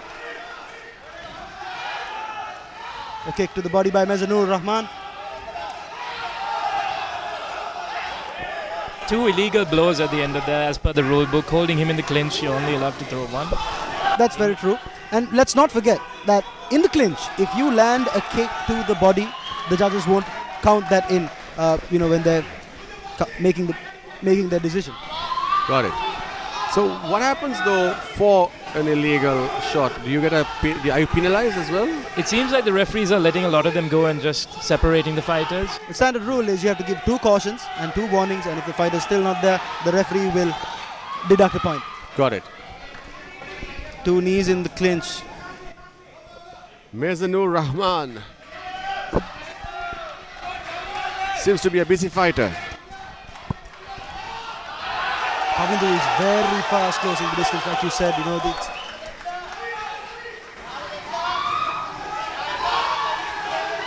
Mezanur, though, he seems like he likes to do most of his work from the outside here. Very true. And Kavindu might be best advised not to let him settle in there. Each time he gets a read, he seems to be unloading good combinations on Kavindu. Mezanur tried to land a knee, jumping switch knee there, but it did not land though.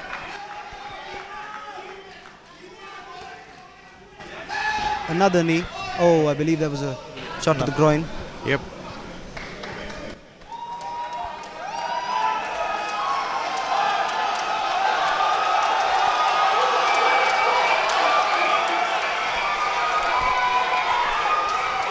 Yeah, his cornermen are indicating that he can continue the fight, and the fight continues. Here we go.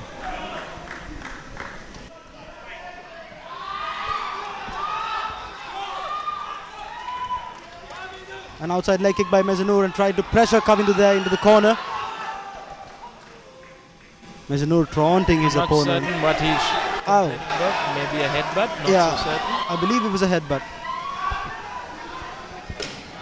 Oh, an outside leg kick by Kavindu. Oh, straight 1-2, that landed clean. And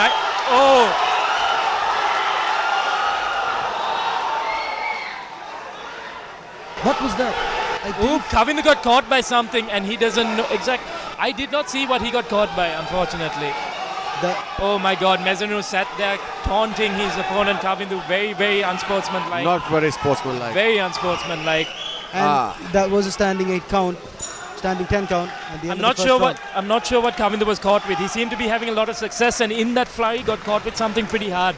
Coach Lionel Hopping is not very happy about what Mezanur did over there. He didn't like the taunting. I am very sad that I didn't see what Kavindu got caught with. Yeah, we didn't see it from our angle. Exactly, I seem to miss it as well, Senita, but the team doing a lot of work with him in the corner. Kavindu, to my eye, doesn't look completely there yet. Hopefully by the time the round comes around, he's back to being 100%. But yeah, it was a hard hit, whatever it was. We're very sorry to have missed that.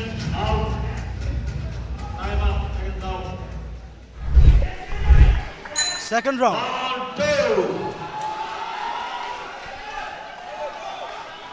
Kavindu, a natural orthodox. You know, Rahman's height has been a massive advantage to him today. For sure. He's taken good advantage of it, and he's made good leads of those kicks too. Kavindu looking for an opportunity to capitalize. A jab to the body there by Kavindu. Mezanur following up with two hooks and a knee there to the body. Kavindu has his guard up on all these punches. It seems. Oh, he landed that second knee there. Again, seems to be complaining about something.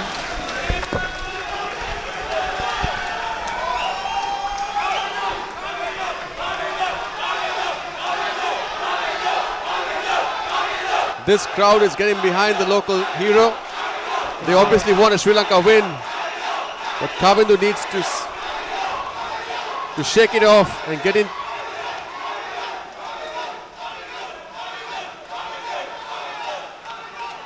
The Phoenix needs to rise. This is very intense, you know. I think Kavindu's best arsenal, his strongest tool at this point is the fact that he can close distance. But now he's in the corner. He needs to circle out. He needs to circle out immediately. Mezanur doing a very good job at pressuring Kavindu. And he gets beautiful. And you know Kavindu, this is where he shines. I've seen Kavindu knock out many opponents with these hands. And Mezanur is he gathers his composure well. You have to give credit to Mezanur. He has a chin on him. Not a lot of people can eat those punches and move forward the way he is doing right now.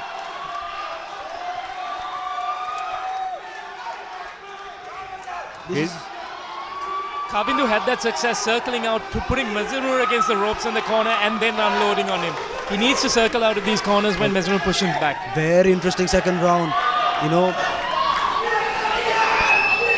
Kavindu needs to actually again get Mezanur into his situation. Because right now, Mezanur has been playing him. Kavindu slipped there, I believe, and Mezanur tried to capitalize this moment. Luckily, Kavindu had his guard up. That was the second knee in the clinch.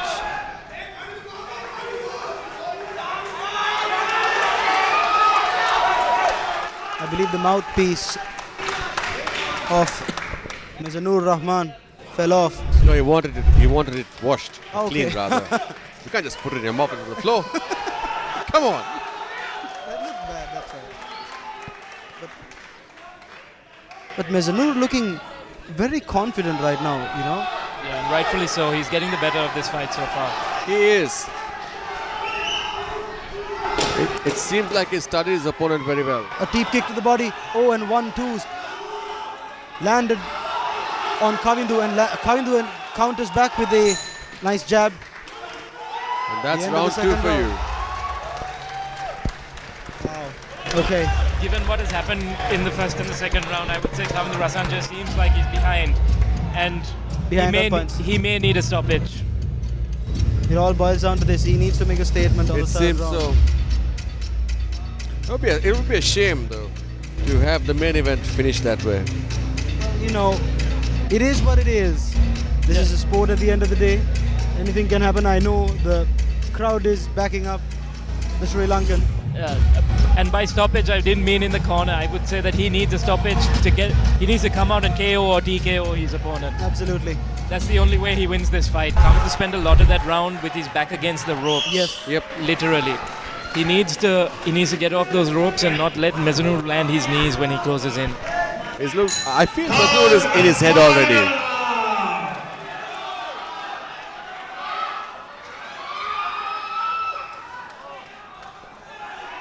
This needs to stop. If the Phoenix is to rise, he needs to go forward and take the fight on. Mezanur complaining the fact that I think there was a elbow that landed partially on Mezanur.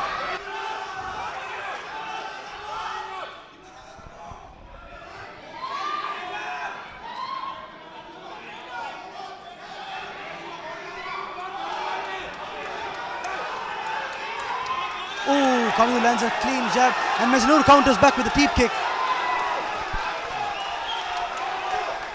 It's now or never. Kavindu needs to let his hands go. Absolutely, you know, he landed a cross there, clean. An inside leg kick by Kavindu again. Oh, spinning back beautiful. to the face, but Beautiful, but Mezanur ate it like a tic-tac. Unfazed. Mezanur remains unfazed. unfazed.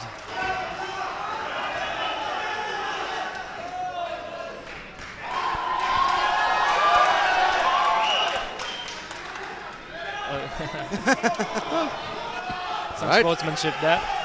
Amazing sportsmanship. Oh, That left hook dragged his head back. I mean, Kavindu's landing cleaner. Biggest punch of the fight, and he needs to go. Mezanur's not all there.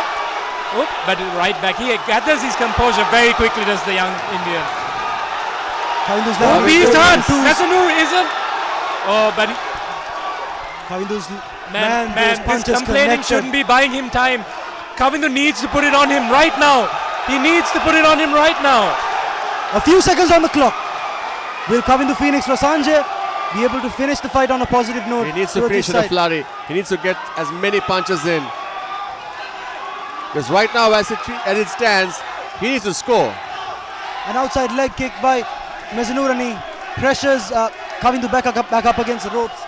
Not a good sign there for Kavindu. And such beautiful Muay Thai based technique there when he came forward against Kavindu. For sure. Mezanur is an absolutely amazing technician. You can't take that away from him. He has such a durable fighter. Yeah, regardless of the result of this fight, I hope we see Mezanur Rahman on these shows again, and some of Sri Lanka's other great fighters going For sure. against him. Those jabs to the face, Mezanur is taking them clean, and he's still pressuring forward. Ooh, a nice cross that lands clean.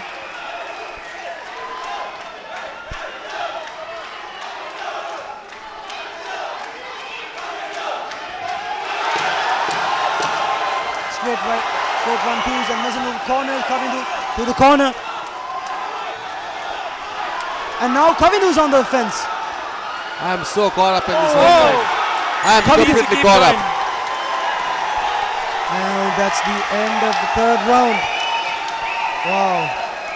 Both parties look Indian extremely count is confident. Both parties look extremely confident. Wow, what a main Not- event, guys. I'm not sure how to great go about fight. this. The main event did not fail. It did not.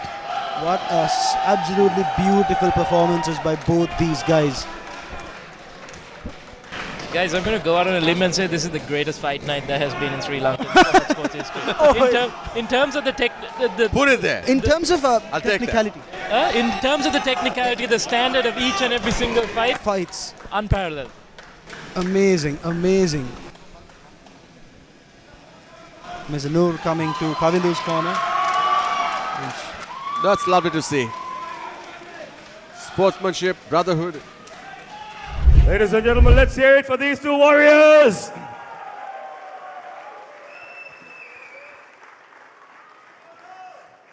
After 3 savage rounds, we go to the judges' scorecards for a decision. Ladies and gentlemen, for the first time tonight, we have a split decision.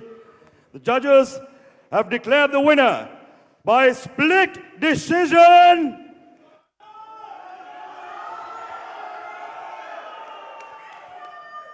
From team India, Mezanur Rahman Khan.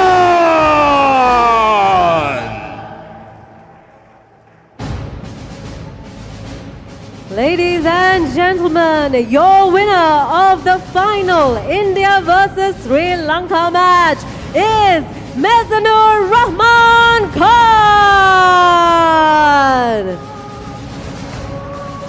Congratulations to our winner of the final event.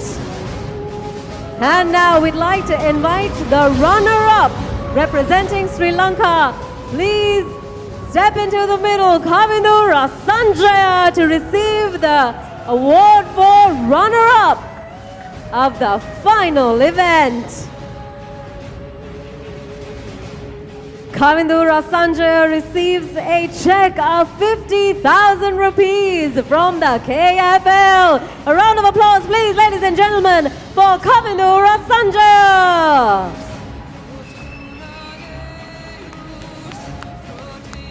And now we'd like to invite the winner of the main event, representing India, Mezanur Rahman Khan.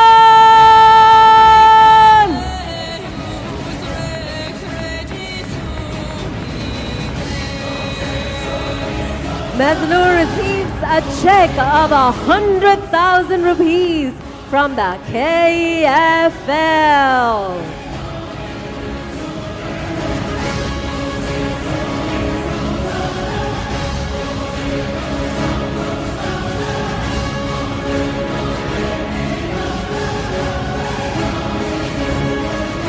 Congratulations, your winner for the final event, Mezanur Rahman Khan.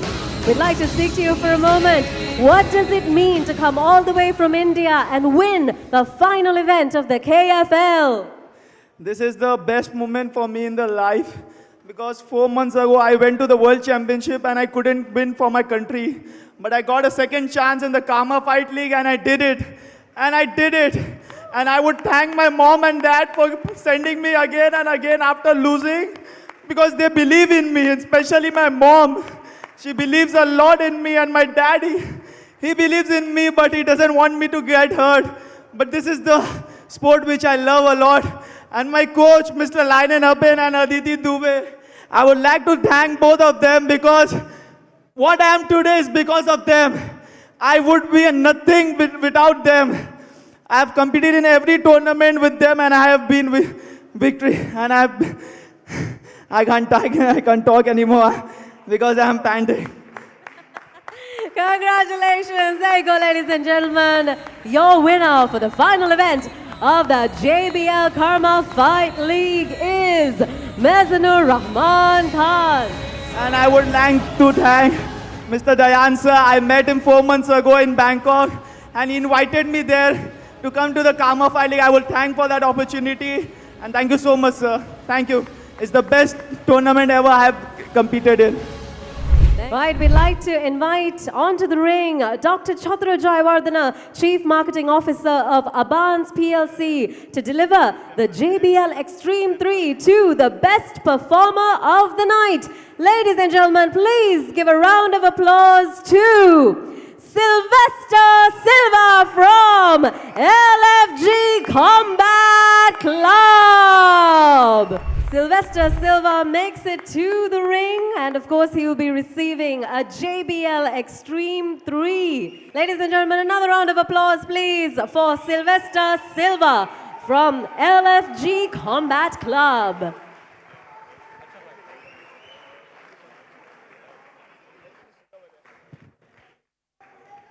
Thank you very much. All right, ladies and gents, thank you so much for your time, and that is it. All right, we'd like to, of course, thank all of you for being a fantastic audience. And, of course, we'd like to thank our fighters for taking on the KFL ring tonight.